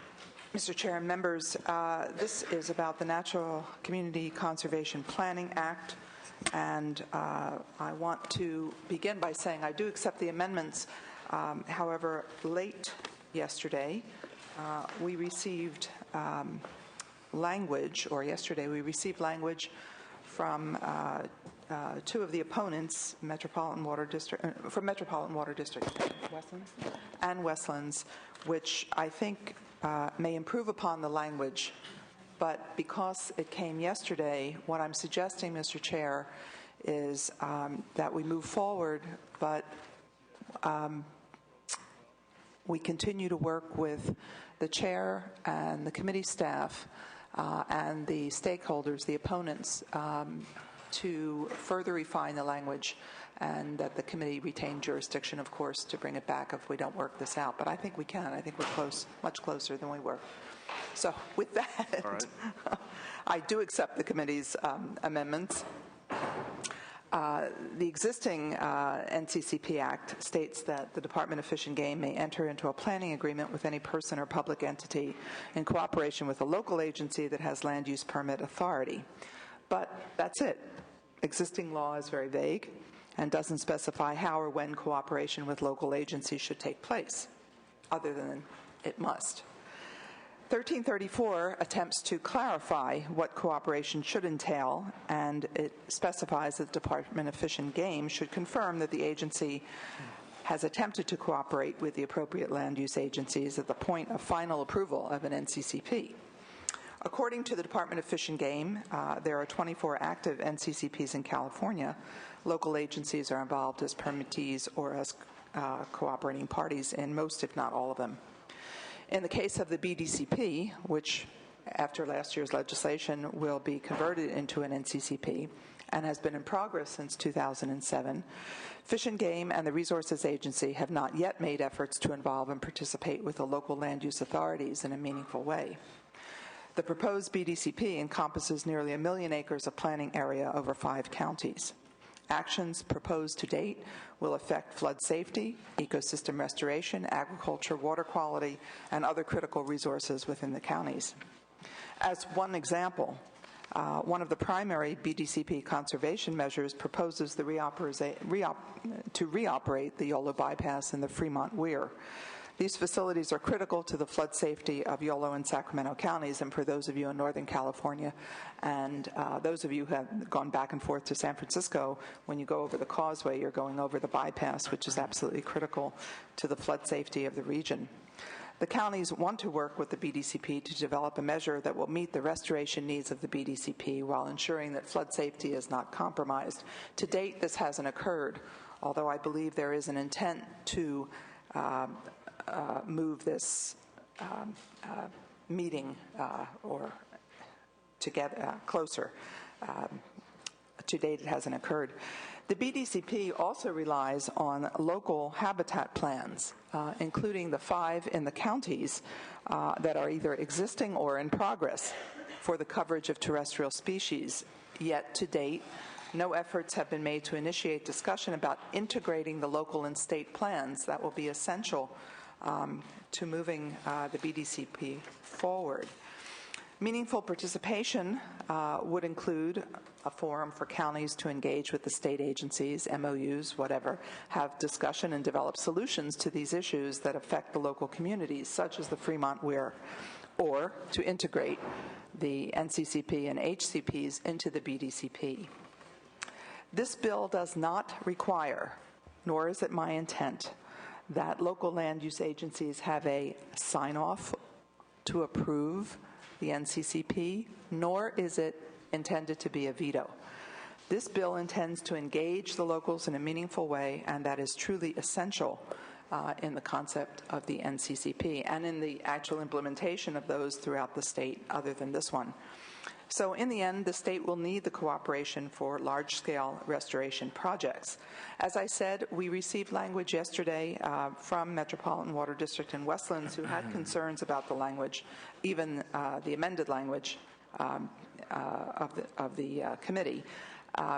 We think we're very close, and we want to continue to work with the opposition to see if we can come to agreement on language. I believe we can. And I would commit to continuing to work with the committee chair, committee, and those who have concerns about the language and the stakeholders to move this forward in a cooperative way. So I ask for your aye vote. Thank you. Witnesses of support. Mr. Chairman, other members, thank you. Paul Yoder here today on behalf of the Delta Counties Coalition. I will try to be as brief as possible. The Delta counties have worked with the federal government, the state, other stakeholders everywhere we can to be as reasonable as possible. The Delta counties are moving forward in our participation on the DPC, the DSC, and the Conservancy, fully engaging on the terms that the legislature gave us last year. However, while we've been actively and productively engaged in all these regards, we are disappointed that the BDCP has not established a process for involving and cooperating with the counties. Consequently, the Delta counties and their 4 million residents support Senator Wolk's 1334. As the committee staff's analysis points out, 1334 isn't just about the Delta. There are other implications in other parts of the state. This bill is about good public policy around the state of California. In that vein, I think that's why the California State Association of Counties likewise has supported this bill. They wouldn't support this bill unless it was good for all of their counties throughout the state. Senator Wolk touched on the situation in Yolo County. If I could, just quickly, the biological opinions in the Bay Delta Conservation Plan propose up to 20,000 acres of habitat restoration in Yolo, including more frequent and prolonged flooding in the Yolo bypass. Yolo County's involvement in these habitat restoration proposals is essential to ensure flood protection is maintained, agriculture is preserved, the Yolo bypass wildlife area is protected, and endangered terrestrial species covered by the Yolo NCCP are not threatened. That's just one example.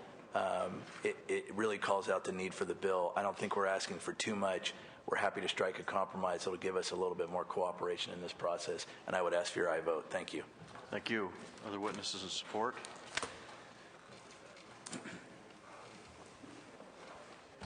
Please state your name. Thank you. Mr. Chair, members of the committee, my name is Tina Andolina with the Planning and Conservation League. I'm sorry that we didn't get our support letter in on time. We do support this effort. We believe that going forward, legislation like this is going to be of the utmost importance to ensure that last year's legislative package is implemented as best as possible. And indeed, it is a statewide bill, and NCCPs are becoming increasingly important as we look to increase our renewable energy production in the state and in other areas. So I respectfully ask for your aye vote. Thank you. Thank you.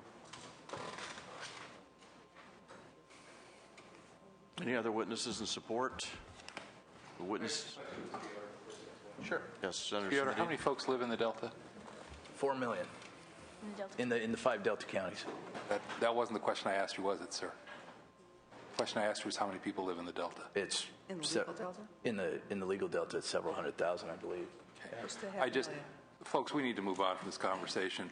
I understand the point you're trying to make every time you say 4 million people, that there are 4 million people in the 5 counties, but it's close to disingenuous to keep saying 4 million when you're talking about, I think, roughly 500,000 folks who live in the Delta.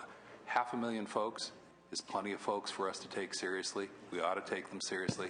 It'd be a little bit like if I said, I represent San Mateo, Santa Clara, and Santa Cruz counties, and there are 2.7 million people there. Except I don't represent 2.7 million people, do I? I represent about a third of that number. So I know how many folks live in the 5 counties. I just think you do yourself a disservice by continuing to say 4 million people. 500,000 people are a serious amount of people. The Delta is a serious and important resource, and I think you just, as I say, you're not doing yourself any favors by continuing to say 4 million people every time in an effort to sort of pump up your numbers. May I, sir? Mr. Chairman, respond to that? Quickly. If I may, Senator, I think you do yourself a disservice as a state legislator by trying to make the point that you just made. I represent counties, I represent boards of supervisors who do in fact represent those 4 million people.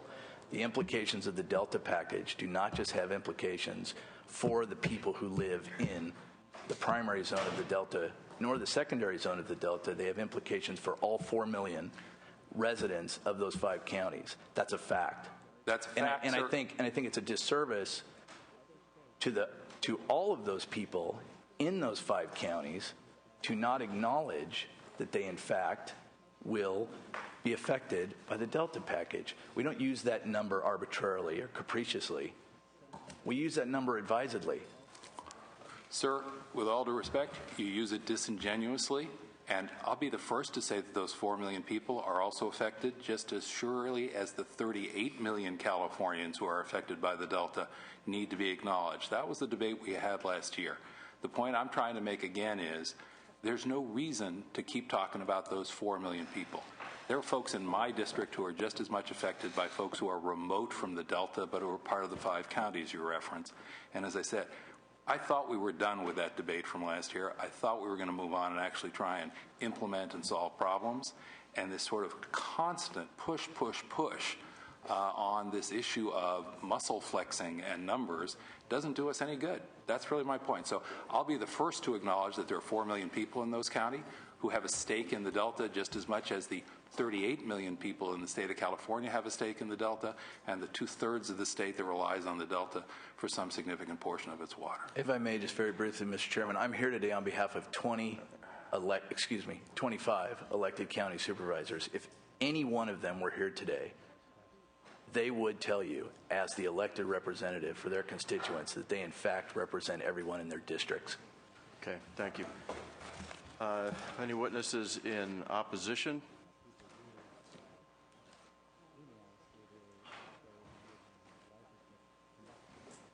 Please state your name and the organization you represent.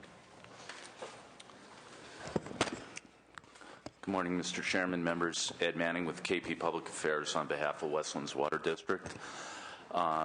First of all, let me say at the outset, I appreciate Senator Wolt's comments at the beginning of the hearing, and we'd be happy to work with her, but I do want to explain the concerns we have about the bill moving forward today. Last year, and Senator Simitian just alluded to this, last year was a very difficult and contentious year for all of us trying to work through a very complex water package. All the members in this room were actively involved, and Senator Simitian carried SB 7X1.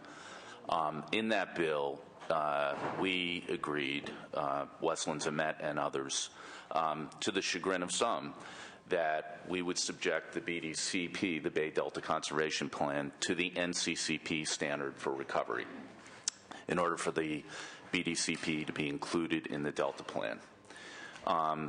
One of the concerns we had at the time was that we would be able to move forward with the BDCP, which is, by the way, 4 years. The planning agreement was signed in 2006. The planning agreement involves state agencies, federal agencies, environmental groups, and water agencies. One of the concerns was that people did not try to move the bar by changing substantively the NCCP statute and the process.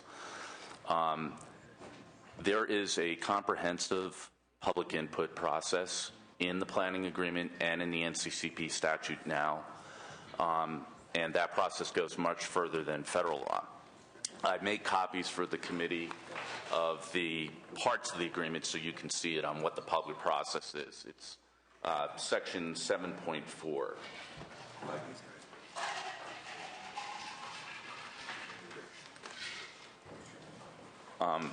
I think we take issue with some of the comments that were made by the witnesses. There has been an active public process and meetings, tons and tons of meetings. At one point, the Delta counties were requested to join the steering committee, and for reasons of their own, which some are legitimate, they felt they did not want to. But to suggest that there is an opportunity for participation and cooperation, I think, is not the case.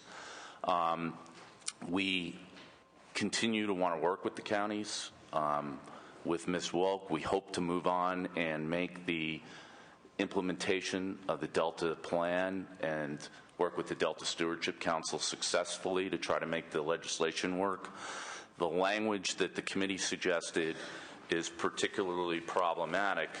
The statute also already calls for cooperation, and we're meeting that, and as you can see from the public participation, there's been significant outreach. Ms. Cole is going to address that. But the language in the amendment creates new standards that you have to have meaningful consideration, undefined. We don't know what that is. It creates risks. Litigation risks in particular, and significant input from. We don't know what that standard means, and those standards, of course, are not in the existing planning agreement. So those are the concerns we have. We were happy to meet with the author and try to work something out. We'd prefer that we do it in this committee and ask you to hold off today. Thank you. Thank you. Thank you, Mr. Chairman. Members of the committee, Kathy Cole of the Metropolitan Water District of Southern California. We too regret that we must oppose SB 1334 as proposed to be amended. The legislature took the steps to enact the NCCP Act back in 1991, and the requirements for that implementation agreements must be entered into in cooperation with the local agencies surfaced back in 2002. So there's numerous references in the Act that require that NCCPs provide for a public process to promote coordination and cooperation among those public agencies, landowners, and other private interests. In the end, the statute is very clear. It's up to the Department of Fish and Game to approve the NCCP to ensure that that plan meets all requirements that are in existing law. Section 2820 requires Fish and Game to approve an NCCP only if it finds, based upon substantial evidence in the record, that the plan has been developed consistent with the process identified in the planning agreement.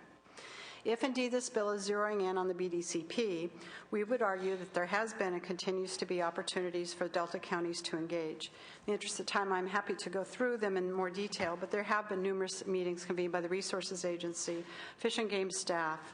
There's been Delta-centric workshops around the state. Federal and state water contractors have now engaged directly with the Delta counties. Public meetings, steering committee meetings are public, so there have been an opportunity to engage. Clearly, existing law requires that locals be engaged in the planning process, and additional statutory requirements to encourage cooperation are not necessary. However, if it's absolutely crystal clear that, or if we need to make it crystal clear that the Fish and Game cannot certify a BDCP as an NCCP without ensuring that the public process has included cooperation, we did offer Senator Wolk, as she had mentioned last night, some amendments that we think will do that. The Delta counties have been asked to identify an acceptable pathway to participating in the BDCP. Options are available that are consistent and meet the letter of the law. So in conclusion, we too have concerns about opening up the Delta package from last year with new and ambiguous mandates that could lead to confusion or litigation. But more discussion is necessary. I can guarantee you it's going to happen with the Delta counties and other local stakeholders to determine an appropriate role as we move forward with implementation. Thank you. Thank you very much. Any other witnesses in opposition? Please step forward. Mr. Chair and members, Dave Puglia with Western Growers Association, also in opposition for the reasons stated. Thank you. Thank you. I'm sorry, what was it again? Western Growers. Thank you. Okay, any other witnesses opposed? Comments, questions from the committee members? Senator Simitian. Thank you. Senator Wolk, first of all, thank you for the comment about the bill does not require sign-off or veto. I think that was a sort of a good way to get the conversation started. I am sympathetic with this struggle. I have a situation in my own district and in the region that I represent with respect to high-speed rail.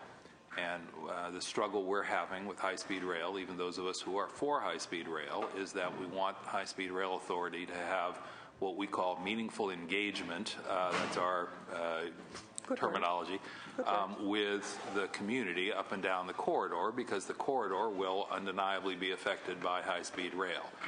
The challenge is how to articulate that, and I think that's the challenge that you're bumping into as well. And what I've had to say to, or felt I had to say to many of my constituents is there's a difference between being genuinely heard and responded to and getting your way all the time, which unfortunately, can't be part of the process. What I have said is that a meaningful engagement does not mean nodding and smiling and then saying, thank you for sharing, we appreciate your input, now get out of our face. That's sort of the easiest way to describe what it isn't.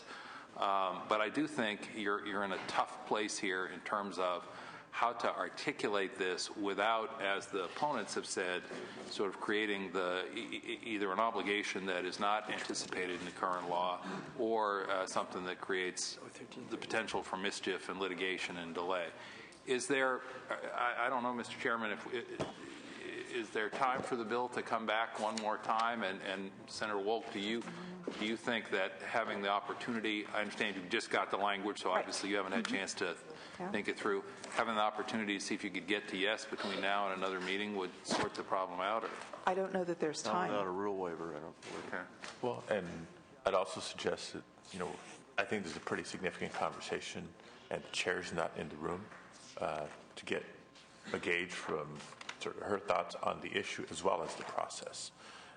So I don't know if maybe buying ourselves a few minutes today and or figuring out an opportunity for an additional hearing before the deadline. Yeah. I have two entirely contradictory views on the bill. That's my struggle.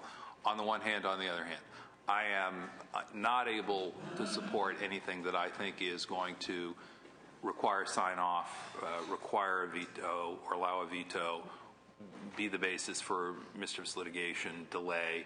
I don't want to go there at all. I'm very leery about that, particularly because the debates about power sharing and roles got pretty well debated last year, and I think that was articulated by the opponents. On the other hand, I have always said that we're kidding ourselves if we think these decisions, I don't even care what the law says, we're kidding ourselves if we think these kinds of decisions can be made and people can move forward without actually engaging the people who are most affected on a daily personal basis. And I think that's the argument Senator Wolk is making, if I'm hearing her correctly. So I'm in a one hand on the other hand, and I'm not sure how to manage those two, and your point's well taken, Senator Padilla.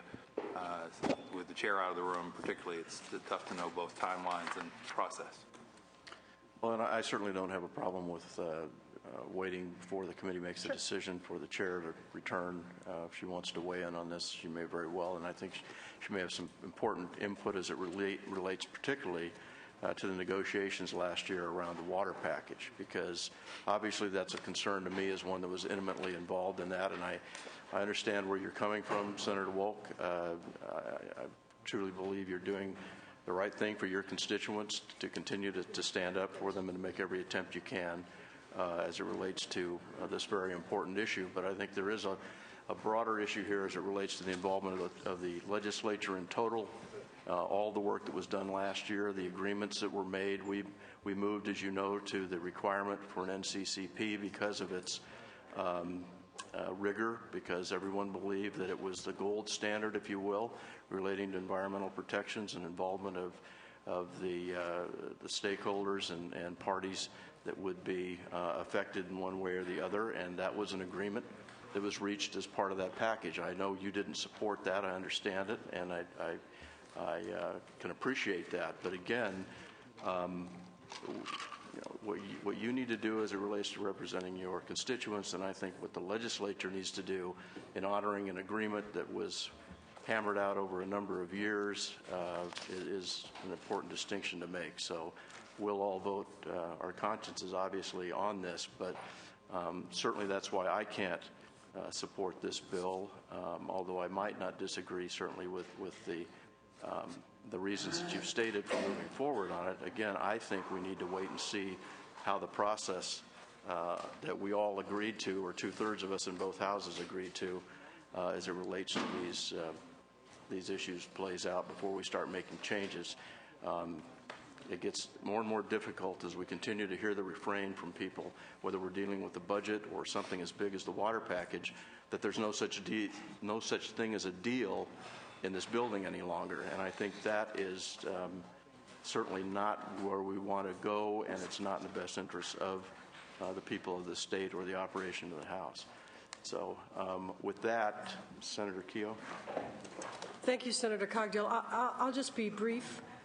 In my looking at the analysis and the bill, I did not see a reopening of last year's discussion, but Senators Simitian and Cogdill were deeply involved in that issue, as you were. I think Senator Padilla has a good point about the chair being out of the room. But if I think we may be looking at the opposition from Metropolitan Water District in Westlands, which I have an email from Monday evening. I guess the same email. This discussion, this level of concern seems to have come about very lately, and if I'm happy to listen to more, but as of yet, I don't see this undoing or even greatly impacting the water policy bills that were done last year. I'm open to hearing more on that. If the committee wants to wait to take up the vote, that's fine with me, but I could support the bill today. if it's all right with the author, I think it would be a good idea at this point to wait till the chair returns and then pick up the discussion. That would be fine. I would like to respond to some of the concerns. I want to say that what is being proposed by Metropolitan Water District and Westlands, as I said earlier, is a reasonable position. We got this late. We need time to look at it and move forward with it. But it's not very different from what the chair has recommended. The language is somewhat different. The point of this is not to reopen what was a really unpleasant and really delightful experience of last year. The BDCP as an NCCP absolutely will need the meaningful engagement of the people who are affected directly on the ground. And the only thing in the NCCP Act is the word cooperation. And it's our intent to give that some meaning. I tried to give you a couple examples. Metropolitan and Westlands have given us language that I think is quite good, but again, because the language is important, I really don't like to do that on the fly. So I need some time to take a look at that and be really clear about that. So, okay. That I would be glad to wait for the chair. Great, thank you. Senator Kehoe, do you want to present your bill at this time? Mr. Chairman, if I want to step out for a few minutes, if possible. I wonder if Mr. Simitian could go now, or anyone else, or I can start. I'm happy to serve as filler, Senator Kehoe. Is that all right? I'll be back as soon as I can. Right. There's an important district issue coming up.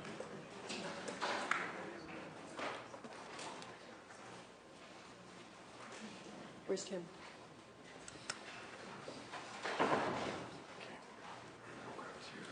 Senator Simitian, you have two bills, items 14 and 15, SB 1415 and 1469. Do you have a preference on which Actually, one? I think there are three bills, SB 1443. 12, 14, and 15, I'm sorry. Thank you. I'm going to try and be brief as the time is getting away from us as a committee, Mr. Chairman. On Senate Bill 1443, which deals with the Sacramento-San Joaquin Delta Multi-Hazard Coordination Task Force, this is a follow-up to a bill that I authored in 2008. Senator Wolk was co-author of that bill.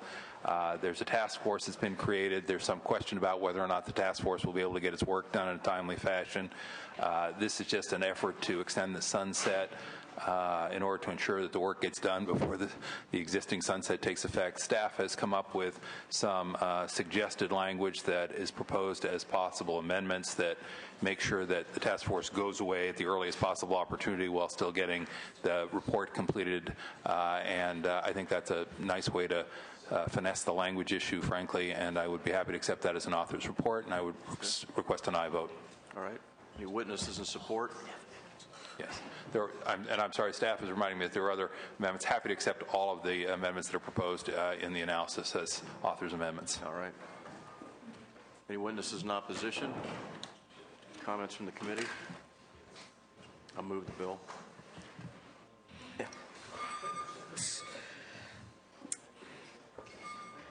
Okay, I'm sorry. The motion is do pass as amended to appropriations. Senators Pavley, Cogdill. Aye. Cogdill, aye. Hollingsworth, Huff, Kehoe.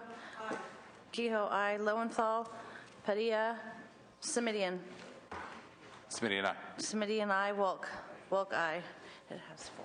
Okay, that bill has 4 votes, so we'll leave the roll open. Okay, thank you. Thank you. Mr. Chairman, the next bill is Senate Bill 1450. This is essentially a transition issue.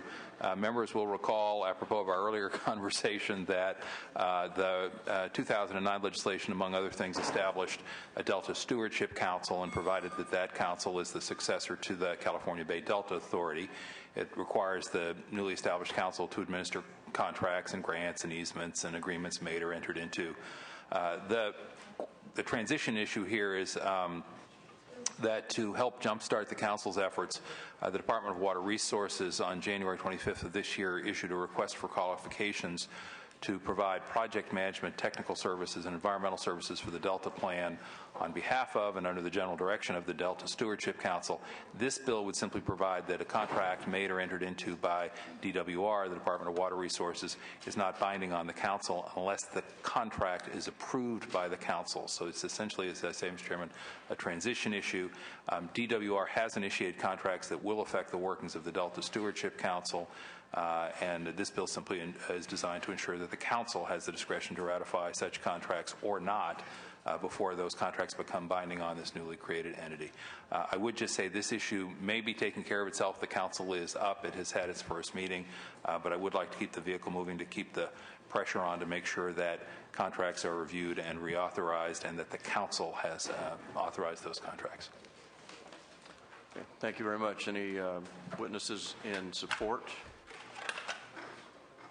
Witnesses in opposition? Comments from the committee? Okay, the bill's been moved. I won't be supporting the bill today. To me, it looks pretty much like a spot bill, and it's to me it's a solution in search of a problem at this point. But so I won't be supporting the bill. But thank you, Mr. Chairman. Mr. Chairman, before you call the roll, just I would say that, particularly in the absence of the chair, if the bill is significantly amended, I would of course commit to have the bill come back to committee and want to make that commitment publicly. Thank you. Appreciate that. The motion is due pass. Senators Pavley, Cogdill? No. Cogdill, no. Hollingsworth? Huff? Kehoe? Aye. Kehoe, aye. Lowenthal? Padilla? Simidian? Aye. Simidian, aye. Wolk? Wolk, aye. It has three. We'll put it Okay, on call. that bill has 3 votes. We'll leave it on call. Your last item is number 15. Thank you. This is Senate Bill 1469, Mr. Chairman and members. For all of the work that did get done last year in connection with these water issues, one of the areas that still requires our attention is the issue of a stable long-term funding source to implement the package. Unfortunately, I think we are still at a place where the current practice, which is sort of a mix of creative appropriations of existing bond funds and reappropriation of previously budgeted but unspent appropriations from various funds, and sort of just hoping that this will all get sorted out in the future. I don't think that's going to get us there. And the reality is that it won't get fixed in the future if we don't take some steps now to prepare for that future. I think that means getting a candid assessment about what our real infrastructure needs are going to be, how much we will need to invest in the environmental restoration efforts that are critical, and looking at a beneficiary pays concept, assessing essentially who will benefit from these investments and in what amount. This bill is intended to be the vehicle to start in this necessary discussion. As the members will note from the analysis, it does not purport to come to conclusions about those difficult issues. Rather, it sets up a process by which we can start to answer those questions. The committee analysis suggests 2 amendments. One is to shift certain assessment responsibilities to the State Water Board rather than DWR, and that second, to include infrastructure needs outside the Delta. I'm happy to accept both of those recommendations rather, as authors' amendments, and I would ask for an aye vote. Thank you. Any witnesses in support? Please come forward and state your name and the organization you represent. Valerie Nero for the California Chamber of Commerce. Technically, we're not in support, but we're not opposing. We're in that tweener land. We agree a lot with what the senator has said, that we need to start addressing how we're going to fix the problems that we've created over time. And we're willing to engage in that discussion at this point with the senator. Thank you. Thank you. Any other witnesses in support? Any witnesses in opposition? Seeing none, any comments, questions from the committee members? Move the bill. Your motion is to move the bill as amended? Yes. And please call roll. Senators Pavley, Cogdill? No. Cogdill, no. Hollingsworth? Huff? Kehoe? Aye. Kehoe, aye. Lowenthal? Padilla? Simidian? Aye. Simidian, aye. Wolk? Wolk, aye. Thank you, Mr. Chairman. Thank you, members. That bill also has 3 votes. We will put it on call.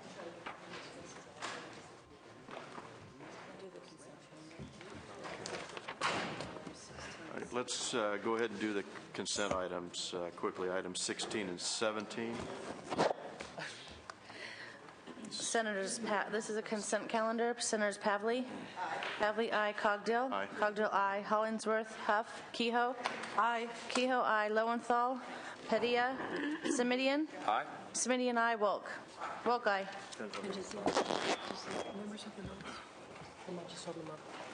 Madam Chair, if I could start with SB 1177 because I have some witnesses. They've been waiting. Thank you. This has to do with dedicating the Delmar Greenway, members. It is a district measure and very important to me. The 22nd District Agricultural Association is a state agency that operates more than 400 acres at the Delmar Fairgrounds, located in the city of Del Mar and the city of San Diego. The Delmar Fair is the largest California fair in the system. Several actions are underway at that property. I think you have some maps in front of you. You can see it is a significant piece of property, 400 acres, just, a few hundred feet from the beach there in Del Mar. The Pacific Ocean is on your left. I-5 is at the right end of the visuals. The racetrack's right in the heart of the matter. At the south side is the San Diego River, which is already part of parts of the river bank are part of a trail system maintained by a joint powers authority in San Diego known as the San Diego JPA. So there are several actions underway at the fairgrounds that impact the future of the 22nd Ag District property. The Ag District has a 2008 master plan calling for the construction of a condo hotel, a conference center, 60,000 square feet of sports and fitness construction, 18 projects proposed within 300 acres within the site. And there is no doubt that portions of the fairground need to be rebuilt. Some of the structures are more than 50 years old. Second, at the same time, the Department of General Services is having an appraisal done on the Del Mar Fairgrounds with the intent to place all or part of the fairgrounds property up for sale. This was under discussion last year, too, but this is a new, fresh effort that's underway now. This bill does not prevent any of those actions from going forward. The passage of this bill will permanently set aside a 100-foot natural buffer just north of the river on the fairgrounds property for approximately 1 mile from I-5 on the east to the railroad tracks in the lagoon on the west. That is, members, a little over 12 acres. That's less than 4% of the fair's 400 acres. The proposed greenway is also in the floodway, so it's doubtful that any significant development would be permitted there, regardless of how the fairgrounds are, whether they stay in Ag District hands or other hands. The establishment of a 100-foot buffer is consistent with the policy and practice of the California Coastal Commission, the Department of Fish and Game, and the U.S. Fish and Wildlife Service. The fairgrounds and the racetrack play a special and truly a beloved role in San Diego County, but times are changing. Whether the master plan is implemented or portions of the fairground are sold, this bill will ensure that permanent public access to the river is preserved, along with a path for hikers and bicyclists and a guaranteed public access of at least 100 feet along the river. The bill requires the Ag District to work with state parks to design a path for walkers and bicyclists. The Ag District, although we're in discussions and have been for weeks or perhaps months, they are in opposition, and they maintain that the bill forces the fairgrounds to shut down existing facilities and remove a service road. That's not what the bill intends. That is not my intention. The property, the fairgrounds itself is proposing significant reconstruction in this area, and I believe any common sense analysis of the real estate would serve the conclusion that a 100-foot buffer on the south side could be accommodated. True, not as exactly what is proposed by the Fair Board today, but there is plenty of room there. The Ag District also in its master plan is saying that it has no intention of moving forward with the master plan construction for 5 to 7 years right now due to market forces, the ability to finance. But when the board certifies the final EIR in a couple of months, they will be entitled to, not permitted, but entitled to go forward with that master plan redevelopment, which includes the condo hotel, a conference center, the 60,000 square foot sports facility and health club, and other activity and other actions that are part of the master plan. The implementation dates in the bill are based on the 22nd Ag District's own timeline and its master plan for the demolition and rebuilding of the current facilities. The maps, we appreciate the Ag District's help with the maps. They show you in the orange what a simple 100-foot buffer would look like, members. This is not a design. This is just to give you some idea of the scale of the buffer relative to the rest of the property. I'm proud to have the support of 23 local organizations, plus the City of Del Mar, the City of Solana Beach, County Supervisor Pam Slater-Price, who's also chair of the board and a member of the JPA. The San Diego City Council Rules Committee voted unanimously for it. It's still going to the whole council. Members, this is an important opportunity to set aside a permanent public open space along a coastal river in San Diego. This is publicly owned land. The bill would give Californians permanent access to a pristine area and still allow for full activities at the fairground. To me, it really is a win-win. I ask for your support, and I'm delighted to introduce Del Mar City Council member Crystal Crawford, who's been extremely helpful. Very good. Welcome. Good morning, Chair Pavley and members of the committee and staff. Thank you very much for allowing me to speak this morning. I have, as you've heard, I am a member of the Del Mar City Council, and I've served for nearly 12 years. Del Mar is a member of the San Diego River Park JPA, as you've heard, and the JPA maintains the 55-mile river park that's been in the works for decades. And the River Park JPA maintains the Coast to Crest Trail that SB 1177 would extend through Fairgrounds property. Guaranteeing public access has been a priority for the City of Del Mar for its nearly 50 years in existence. We just celebrated our 50th anniversary last year.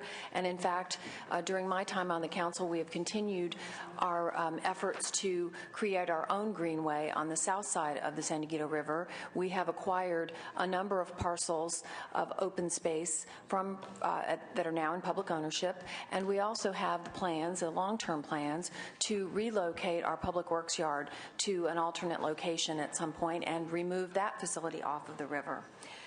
Allowing the river to return to a more natural state, we also believe has significant pluses in that it should help reduce the chronic flooding that currently occurs. Just this past January and February, for example, we had heavy rains in San Diego County, and there were at times 6 to 8 inches of standing water on the main parking lot of the fairgrounds, which you can see in some of the maps that you have before you.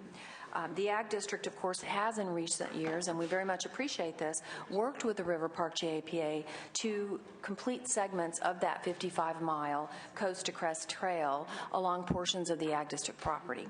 There is now a 6 feet wide elevated boardwalk just north of the river, starting just east of Jimmy Durante Boulevard, and creates a buffer along the south side that connects with a decomposed granite pathway that continues under I-5 and onto other portions of the lagoon restoration project. So we do have already significant areas that have public access. However, west of Jimmy Durante Boulevard is the development that you heard the Senator describe is what is proposed, and includes a very large hotel and conference center that would be even closer to the river than the currently existing buildings.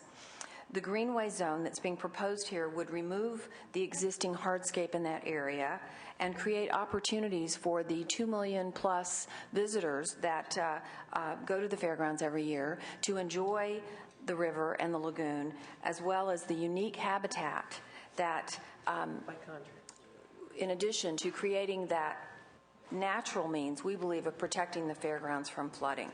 So on behalf of the Del Mar City Council, I'm here today to confirm for the committee that the city unanimously supports SB 1177, the Greenway bill, and I'm happy to answer any questions that you might have. Thank you very much for your presentation. Any other witnesses here in favor of this proposal? Your name, affiliation, and position on the bill. Vern Gehring with the California Native Plant Society, and also on behalf of the Chaparral Institute, we work closely with and support the bill. Support. Okay, thank you.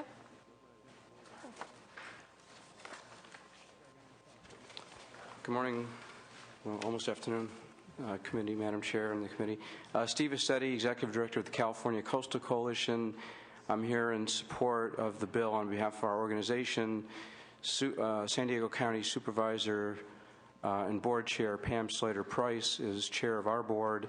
She also chairs the River JPA, River Park JPA, and she submitted a letter to the committee. She wanted me to read it today, but I think you have it. We have it in our. Thank you. I don't have it, so, but I would request your support. Thanks. Right. Thanks, Steve.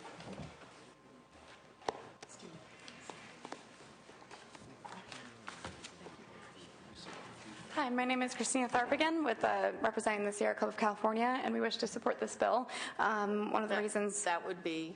Yeah, that'd be all. Okay, thank you. All right, appreciate it. Got your point. Thank you. All righty. And now, people that are opposed to the bill, if you would come forward, take the seat up front here. You have 2 minutes. Thank you very much, Madam Chair and other members. My name is Becky Bartling. I'm the Deputy General Manager, Chief Operating Officer at the Del Mar Fairgrounds, 22nd Ag, and we're happy to be here today, or I'm happy to be here today to have an opportunity to speak.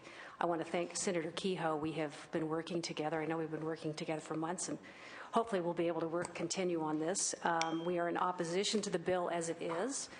The bill is unnecessary. Passing legislation to create a greenway and trail on the fairgrounds is redundant and unnecessary, as a public access trail and greenway already exist on 3/4 of this riverbank, with the remaining quarter mile to be created with the replacement of the old exhibit halls. The mile-long southern border along the river's edge already has a greenway and public trail on 3/4 of this mile.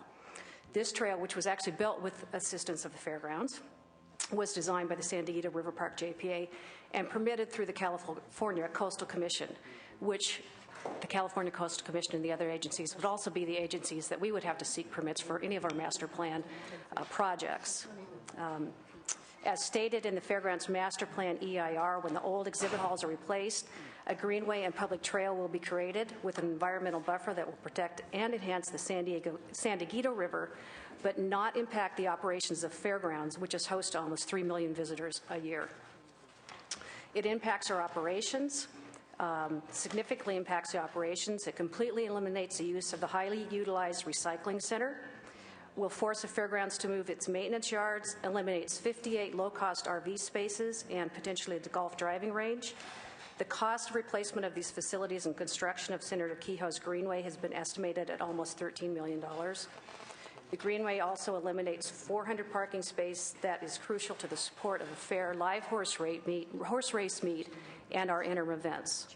SB 1177 cuts off access to the south side of 3 exhibit halls, eliminating their use during the annual fair, the race meet, and many of the interim fairgrounds events. This dramatically impacts our ability to generate revenue. The loss of events and exhibit space during the fair and race meet, and the anticipated loss of more than 1/3 of our interim events have an estimated direct financial impact to the fairgrounds of over $6 million annually, with a likely impact to fair vendors of over $7 million. The resulting loss of economic impact to the region would be over $150 million, with an anticipated decrease of sales tax revenue of approximately $674,000. SB 1177 impacts jobs. It is anticipated that as many as 147 full-time union jobs would be eliminated, 1,925 fair-time jobs, and off-grounds associated with the businesses that support the fairgrounds would be close to 1,700. And if you could wrap up, please. Okay, I know. Thank you. Give me the hook. Yeah. I think significantly more important than even some of these other ones, it violates our bond covenants. Anything that eliminates our ability to generate revenue is in violation of that. SB 1177 will cripple the fairgrounds financially, violate the bond covenants, eliminate jobs, severely jeopardize emergency services, and significantly affect the economic impact generated by events held at the Del Mar Fairgrounds. Right. Thank you. All right. We got all those points, and I'm sure the author is going to respond and are closed, but let's hear from anyone else who's opposed.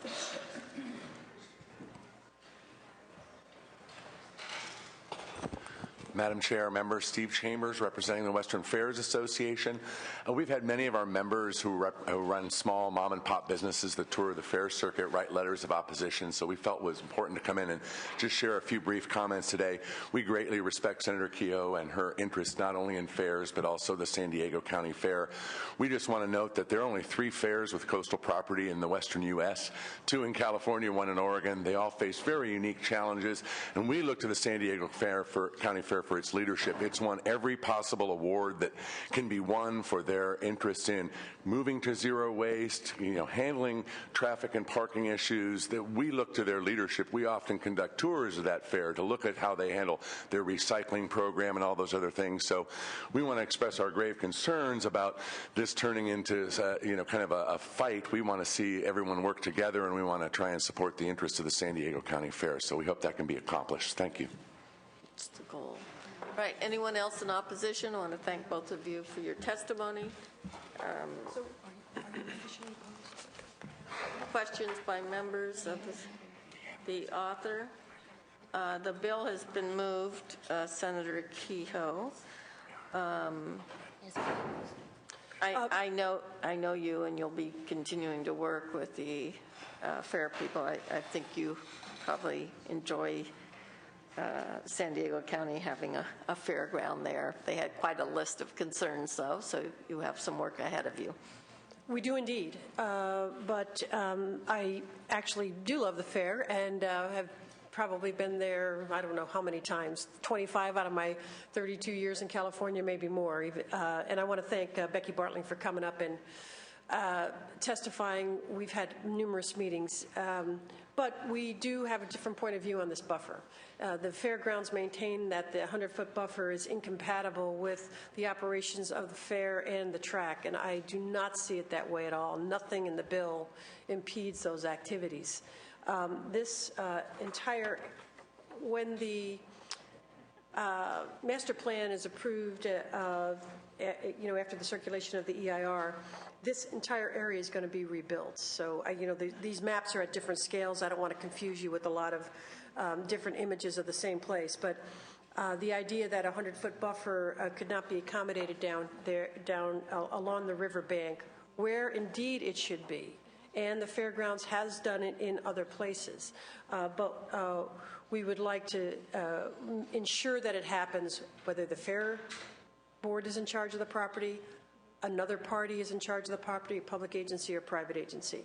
This is one of the last coastal rivers in San Diego that really, where we would be able to do a trail system, a significant link in an already existing system.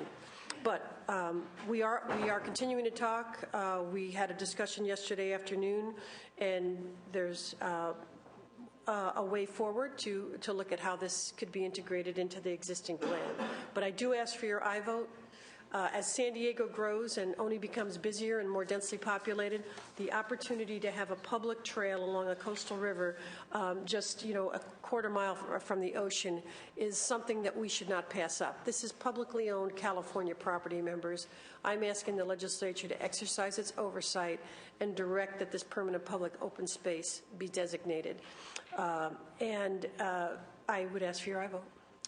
All right, that's a very good close. Senator Woke had moved this bill, and regarding competition of issues with the fair people, one of my members, this bill has been dual referred to food and agriculture, so they will have an extended discussion. I'm very enthusiastic about this bill. I followed the work of the San Diego River Parkway for years under Pam Slater's leadership, and connecting it to the coast not only will provide infiltration of rainwater and clean it up before it reaches the creek, especially with the development proposals of all the impervious surfaces on the ground, will even become more important. It also is a buffer from flooding potentials, and which would be destructive of property and recreational opportunities. So good luck with your bill, and good luck with your continuing to work with the Fairgrounds Association. Roll call. Senators Pavley? Aye. Pavley, aye. Cogdill? Hollingsworth? Huff? Kehoe? Aye. Kehoe, aye. Lowenthal? Aye. Lowenthal, aye. Padilla? Simidian? Aye. Simidian, aye. Wolk? Wolk, aye. Senator Keel, you have sufficient votes, but we'll leave it open for members to add on. Are you taking up Senator Wiggins' bill? Yes, Madam Chair, and That's I have item another 3. have another bill myself too. Oh, you do? Yes. Yes, you do. So do you want to go on to 10 and then back to Senator Wiggins? Sure. This is SB 1350, having to do with state lands. I'd like to accept the suggested amendments in the analysis as author's amendments. And Senator Wolk is moving the bill as amended, noting the lunch hour is quickly coming upon us. Thank you. Our caucus. Go ahead. Members, under current law, the State Lands Commission has found it extremely difficult and costly to comply with reporting of detailed information about state lands to the Department of General Services. State Lands Commission holds millions of acres of public trust lands and over 450,000 acres of school lands. Public trust lands, in many cases, have boundaries that are subject to tidal action, to sea level rise, making it extremely costly and difficult to determine exact boundaries. SB 1350 exempts public trust lands from the reporting requirements and tailors the reporting requirements for school lands to avoid significant costs to the state. It also adds findings and declarations to the Public Resources Code regarding the state's power and public trust authority over its tidelands and submerged lands. Finally, it also deals with an issue we had in San Diego where a ballot measure was put on that would have okayed massive development in state tidelands. It clarifies that a judicial court ruling relative to that ballot action. The ballot action failed, but we want to just make some clarification in law. It's supported by the State Lands Commission, the California Association of Port Authorities, the Pacific Merchants Shipping Association. There's no opposition to date. I would ask for your aye vote. Okay. Briefly, witnesses in support. Mario DiBernardo here on behalf of the California State Lands Commission in support of this bill. Basically ditto to everything the senator said. I like that. Thank you. Also briefly, Mike Jacob, Vice President of Pacific Merchant Shipping Association, and we represent port tenants and ocean carriers. But we're here very briefly to say that we support the declarations of current law.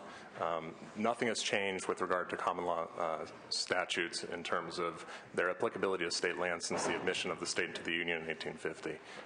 And so this is just a codification of those principles. And so we thank the Senator and state lands for moving forward with this. And it's going to close a door, which is an invitation to litigation right now. Thank you. Hey. Jonathan Clay on behalf of the Port of San Diego. We don't have an official position yet, but we sponsored legislation last year that contained the same language, and our staff are recommending support position May 4th, and ditto Mr. Jacobs' comments. Sounds like you'll be in support soon. Yes. Madam Chair and members, Tim Schott on behalf of the California Association of Port Authorities, which is comprised of the state's 11 commercial publicly owned ports, the vast majority of which manage tidelands through agreement with the State Lands Commission in support. Thank you. Any other witnesses in support? Steve Assetti, California Coastal Coalition, in support. Thank you, Steve. Any other people in support? Anyone who would like to testify in opposition? Seeing and hearing none, there's been a motion on the bill. Do people have questions? If there are no questions, a very brief close. Ask for your aye vote. That would be brief. And the motion would be do pass as amended to appropriations. Senators Pavley? Aye. Pavley, aye. Cogdill? Hollingsworth? Huff? Kehoe? Aye. Kehoe, aye. Lowenthal? Aye. Lowenthal, aye. Padilla? Simidian? Aye. Simidian, aye. Wolk? Wolk, aye. It has 5 votes. Okay. You have 5 votes. That's enough to pass. We'll put it back on call for people to add on. And now for Senator Wiggins' bill. Members, this is item number 3, Senate Bill 1093. Senator Kehoe is presenting on behalf of Senator Wiggins. Thank you, Madam Chair. Yes, this has to do with the Dungeness crab fishery. Senator Wiggins is in the district and asked me to present. First, Senator Wiggins agrees to accept the suggested amendments in the committee's analysis as author's amendments, changing the date of the sunset from 2015 to 2014. Members, thank you. This is a measure to fix growing safety and sustainability issues in California's crab fishery. Crab fisheries are currently in good health, we're happy to say, but there are pressures stemming from changes to other fisheries, including the declining salmon runs and increasing competition for the valuable resource. SB 1690, their previous bill, a measure by Senator Wiggins passed in 2008, established the Dungeness Crab Task Force, which empowered fishermen themselves, or fishers, I guess, to address these concerns. The task force, in coordination with the Ocean Protection Council, has met for over a year to develop a set of legislative recommendations on how to strengthen the industry and how to keep crab fisheries sustainable. SB 1690 directed the task force to complete its recommendations by January 2010, but due to last year's freeze on bond fund expenditures, there's been a delay in convening some of the hearings. All that's to say that this bill seeks to extend the sunset of the task force from 2011 to 2013, giving the task force time to complete its work. 2 participants in this process are here today. To answer questions. One is Zeke Grader of the Pacific Coast Federation of Fishermen's Associations and Debbie Ruddick of the Ocean Protection Council. There is no known opposition, and I ask for your aye vote. There is no opposition. That's a key phrase. So if you would keep your comments brief, that would be helpful for everyone. Thank you, Madam Chairman. Members, Zeke Grader of the Pacific Coast Federation of Fishermen's Associations, among others. We represent many of the California's Dungeness crab fishermen who are in support. Deborah Ruddick, and I'm just here to answer any questions you might have about the process or financial issues, what have you. Very good. Appreciate your attendance. Questions by members of the committee? Is there any opposition to the bill? Seeing and hearing none. Senator Kehoe? Ask for your aye vote. That would be good. All right. Roll call, please. The motion is to pass as amended to appropriations. Senators Pavley? Aye. Pavley, aye. Cogdill? Hollingsworth? Huff? Kehoe? Aye. Kehoe, aye. Lowenthal? Aye. Lowenthal, aye. Padilla? Simidian? Aye. Simidian, aye. Wolk? Aye. Wolk, aye. That has sufficient votes. All right. Thank you, If you would convey to Senator Wiggins that has sufficient votes, but it's back on call. All right. Is it down to myself? Our Senator Wolk's bill had some. Okay.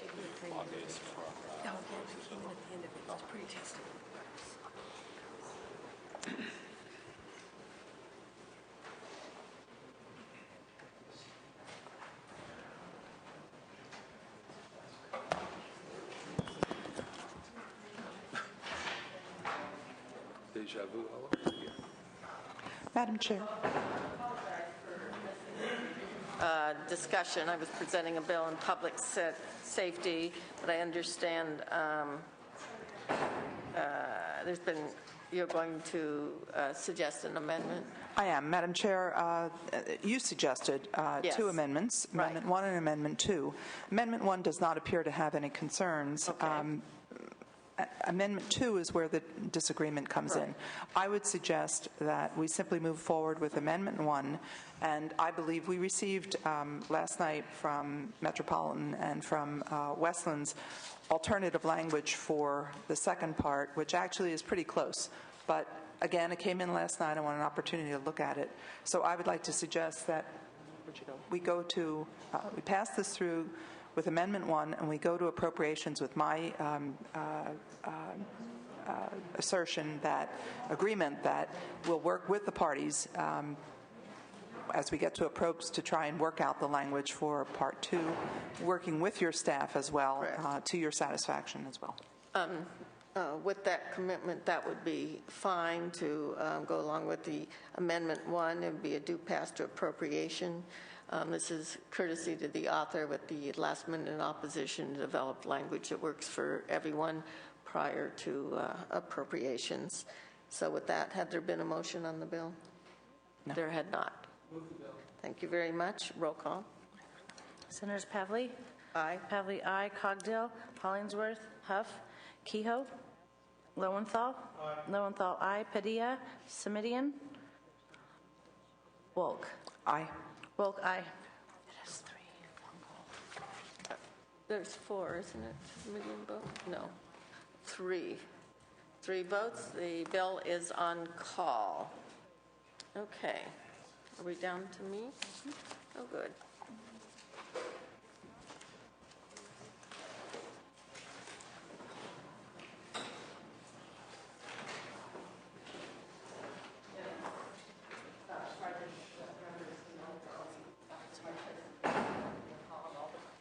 All the bills.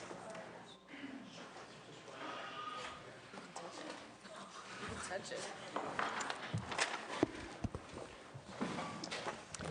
Senator Pavley, you're on. Oh, thank you, Senator Wolk, chairing the committee here. Yes, members, this bill, Senate Bill 1006, is regarding California's ability to not only mitigate but to adapt to the impacts of climate change. As you know, we're pursuing policies that have been approved to mitigate the impacts. But we're already, though, seeing documented evidence not only of impacts from sea level rise of about 7 inches the last century, but seems to be shorter springs, maybe with the exception of this year and earlier amount of the Sierra snowpack relating to altered water cycles and sustainability and availability of water supply through our long, hot summers. One area that I've been very concerned about in the last few years is the great preponderance of wildfires. We've had 63 wildfires that have burned over 336,000 acres just since the beginning of July, even causing the death of 2 people, let alone the loss of property values. We no longer have wildfire seasons. They seem to be year-long, plagued with prolonged periods of drought and high winds. A great cost to our state in so many ways. But in addition to the mitigation policies, it's time we do start and address the need for adaptation for the effects of climate change that we're already starting to experience. Senate Bill 1006 makes a start to this effort by requiring the State Strategic Growth Council, established, I believe, by Senate Pro Tem Steinberg, which is already charged with the coordination of state agencies in regards to other environmental and resource issues such as air and water pollution, natural resource protection, improvement of transportation and land use planning, to begin to take steps in coordinating the state's response to climate change impacts. The state has recognized, indeed, the importance of adaptation. The Department of Resources has developed a very comprehensive look at California climate adaptation strategies, everything from the need for more secure and stable levees and a variety of other adaptations that are required. The bill also makes a technical change by including responsible local entities besides cities and counties, such as special districts and JPAs, that may receive financial assistance from the council. In the absence of the passage of this bill, implemented adaptation plans could actually undermine the goals and objectives of the state's climate change, energy, and other environmental policies. Senate Bill 1006 ensures that the state fully considers adaptation solutions that avoid unnecessary environmental harm, sort of unintended consequences. Let's be smart of some of our adaptation strategies. Under this bill, actions under adaptation plans would be consistent with conservation and environmental laws to the maximum extent practical. This bill also is important to allow California to obtain funding that may be available through federal legislation to those states that adopt natural resources adaptation plans that meet certain criteria. With me today is Louis Bloomberg, who's been patiently sitting in this chair for the last 3.5 hours, from the Nature Conservancy, and it's not Kim. And someone from the Defenders of Wildlife. Actually, it's Jordan Wildwood with Audubon. Oh, Audubon. Thank you. I have the wrong names here. Okay. Witnesses. Oh, thank you. Witnesses in support. And is there any opposition? All right, there is. Witnesses in support. Thank you, Madam Chair, and thank you, Senator Pavley, for authoring this bill, and also thank you to your committee staff for the excellent work they've done on the bill. You did an outstanding job of explaining the bill and the reasons for it. I'm happy to sit for 3.5 hours because this is very important, and I think it's critical that the legislature, by passing this bill, will be affirming the important role that state and local governments play in responding to the current and expected impacts of climate change. SB 1006 makes an important addition to the work of the Strategic Growth Council in two important ways that I'd like to highlight. The bill adds climate change impacts into the issues that the member state agencies of the Strategic Growth Council must consider in preparing their recommendations for enhanced state agency coordination. And we can always use more coordination from the agencies, especially in addressing climate change. Second, SB 1006 ensures that the guidelines and informations that are recommended by the Strategic Growth Council will assist local governments in activities that protect the environment and capitalize on the ability of nature-based solutions to address climate change and minimize greenhouse gas emissions. So for all these reasons and many more, I would like to urge your aye vote and close by saying that this is SB 1006 is good, common sense policy for the state, and it makes an important addition to the scope of the Strategic Growth Council and an important addition to our state's climate policy. Thank you. Thank you. Witnesses in support, but we are about to lose our quorum, so it would be a really good idea if it were very short. Jordan Wellwood with Audubon, California, and I'll be brief. I wanted to thank Senator Pavley for authoring, and I just wanted to emphasize that when we talk about climate change impacts, we're no longer talking about the future. We're talking about things that are happening today in California. Sea level rise, rising temperatures, wildfires, and we're seeing wildlife shift their range, moving poleward and moving upslope. These are things that we need to address now. Thanks very much. We respectfully request your aye vote. Anyone else in support? Identification only, please. Crystal Mullenkamp on behalf of Tree People in support. In opposition, please come forward.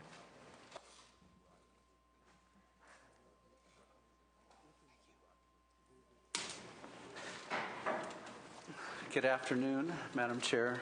Bob Reed with Reed Government Relations, today on behalf of the California Central Valley Flood Control Association, who have a very narrow concern with the bill. On page 3, where we are adding a subdivision D, asking the council to provide guidelines for local governments.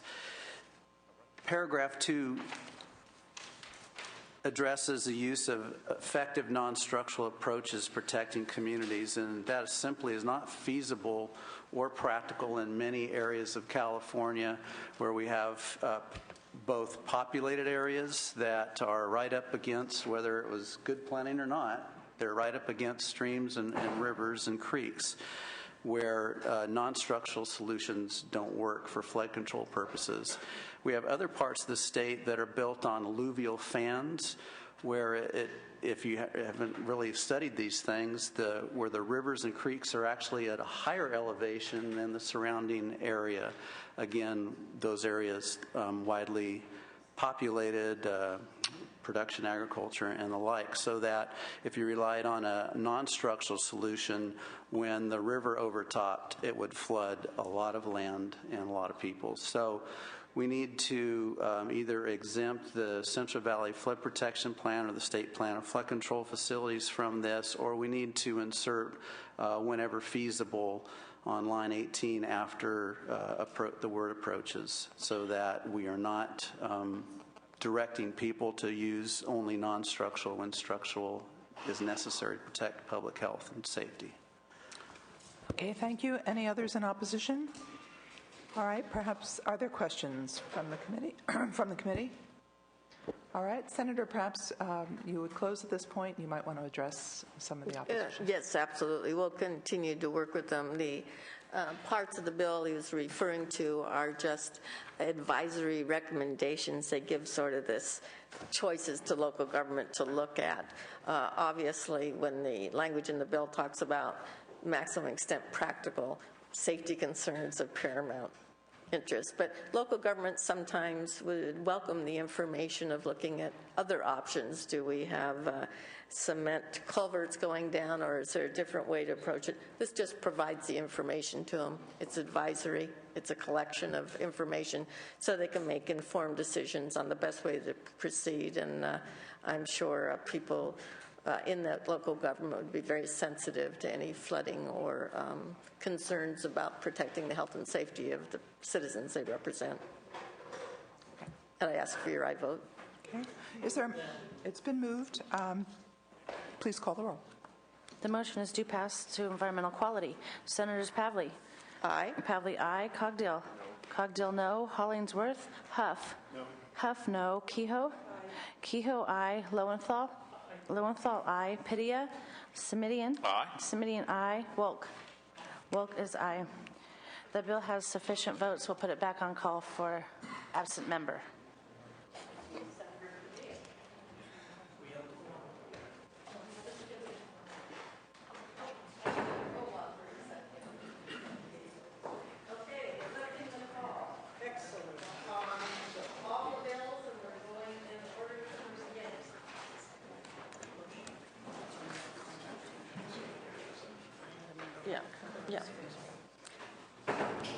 File item number 1, Senate Bill 991 by Woke. The current vote is 4-0. Please call the absent members. Senators Cogdill.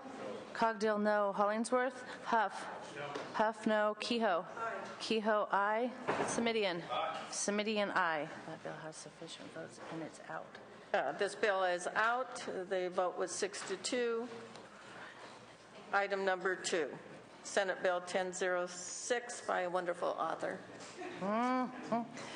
That one we are waiting only for Padilla. We're waiting only for Padilla, and so we'll leave it on call just for a few more minutes. If we don't see him, close the roll on that one. The bill is out. Number 3, Senate Bill 1093 by Senator Wiggins regarding Dungeness crabs. The vote is 5-0. Call the absent members. Senators Cogdill. Cogdill, no. Hollingsworth. Huff. No. Huff, no. Padilla. The vote is 5-2. The bill is out. Number 4, Senate Bill 1124 by Negrete McLeod. The vote is 7-0. Call the absent member. Senator Huff. Huff not voting. That bill is out. That bill is out. Number 5, Senate Bill 1177 by Senator Kehoe. The vote is 5-0. Call the absent members. Senators Cogdill. No. Cogdill, no. Hollingsworth. Huff. No. Huff, no. Padilla. If you want to wait for Padilla. It's 5-2. The bill is out. Item number 6, Senate Bill 1179 by Senator Hollingsworth, free hunting days. The vote is 6-1. As amended. Yes. Was it amended? I was gone. Yes. Yeah. Okay. Senators Pavley? No. Pavley, no. Lowenthal? No. Lowenthal, no. It still has 6-3.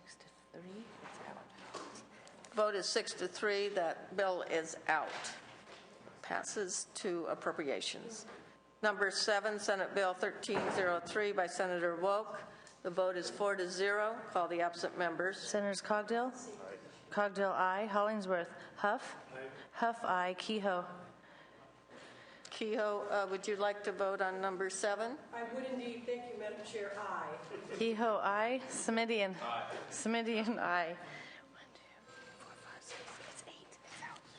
8-0. The bill is out. The vote was 8-0.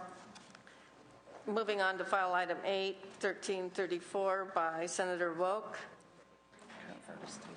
The current vote is 3-0. Senators Cogdill? Cogdill, no. Hollingsworth? Huff? Huff, no. Kehoe? Kehoe, aye. Padilla? 1, 2, 3. It has 4. It needs to go back on call. You and I. Is it only 4? 1, 2, 3, 4. Any PDS? Meridian's not voting. Okay. Senator Woke, that's back on call. You need 4. One more vote. either of the two senators there. Okay, good. Padilla or Simidian. Item number 9, Senate Bill 1345 by Senator Calderon, something about killing kangaroos. Oh, culling. That sounds so much nicer, doesn't it, than a bullet to the head. So anyway, but we're okay with that bill. The current vote is 5-0 with the chair not voting. Senators Hollingsworth? Huff? Huff, aye. Padilla? So it has 6. A You want to 6. leave it open for Padilla? I won't leave it open. So He's on his way. Okay. Is he on his way? That was just we told. think he is? He's on his way. Okay. We'll leave it open. It has sufficient votes. It has sufficient votes. It has 6 votes. Chair not voting. Number 10, Senate Bill 1350 by Senator Kehoe. The vote is 5-0. Senators Cogdill? Cogdill, aye. Hollingsworth? Huff? Huff, aye. Padilla? Item number 10. Padilla, aye. 1, 2, 3, 4, 5, 6, 7, 8. 8-0. It's all. Okay, Senator Kehoe, your bill passed out of committee 8-0. Number 11 was pulled. Number 12, Senator Simidian, Senate Bill 1443. It's 4-0. Senators Pavley? Aye. Pavley, aye. Hollingsworth? Huff? Which one was this? File item 12. Aye. Huff, aye. Lowenthal? Aye. Lowenthal, aye. Padilla? Aye. Padilla, aye. It's 8-0. 8-0. That item is out. File item 13, Senate Bill 1446, Correa. It has 6 votes. Call the absent members. Senators Hollingsworth? Huff? Aye. Huff, aye. Simidian? It has Simidian. Oh, did you do Padilla? Yes, I did. It's the last vote is 7-0 and is out. 7-0 for file item 13, and it is out. File item 14, Senate Bill 1450 by Senator Simidian. The vote is 3-1. Senators Pavley? Aye. Pavley, aye. Hollingsworth? Huff? No. Huff, no. Lowenthal? Aye. Lowenthal, aye. Padilla? Aye. Padilla, aye. Cogdill, no to aye. 1, 2. It passed 7-1. That item is out. File item 15, Senator Simidian. You've exceeded your quota for the year on bills through this committee, sir. The vote is 3-1. Call the roll. Senators Pavley? Aye. Pavley, aye. Hollingsworth? Huff? No. Huff, no. Lowenthal? Aye. Lowenthal, aye. Padilla? Padilla, aye. 6-1. Let's go to the consent calendar, items 16 and 17. You have to announce that 6-2. Oh, excuse me, back to file item 15. The final vote was 6-2. That item is out. To the consent calendar, which was items 16 and 17. The vote is 5-0. Do pass to approps. Senators Hollingsworth? Huff? Aye. Huff, aye. Lowenthal? Aye. Lowenthal, aye. Padilla? Padilla, aye. Vote is 8-0 out. Senator Padilla will go back through for the few that you missed. The rest of you, thank you very much. Only the ones that are left, if you could read them off. Okay. File item number 2. File item 2, 1006. It's a due past environmental quality. The current vote is 5-2. Senator Padilla. Padilla, aye. 6-2. It's 6-2. That bill is out. And then number 3. No, well, you called them out. You said the bills are out, so technically we can only add on Okay. those. But we can go to number 8 where we do these as well. Okay, file item number 8 is one that had not had its sufficient votes, so let's call the roll on file item 8 for the missing members. Senator Padilla. File item number 8. Padilla, aye. 1, 2, 4. It has 5. Vote was 5-2. That bill is out. Any other items that we left open? Number 9. File item number 9. Senator Padilla. Aye. Padilla, aye. That vote's out with 7 votes. That bill's out. Senate Bill 1345 is out. That was by Senate Calderon. 7 ayes, 1 not voting. And that's it. And that's it. Thank you very much. We're adjourned.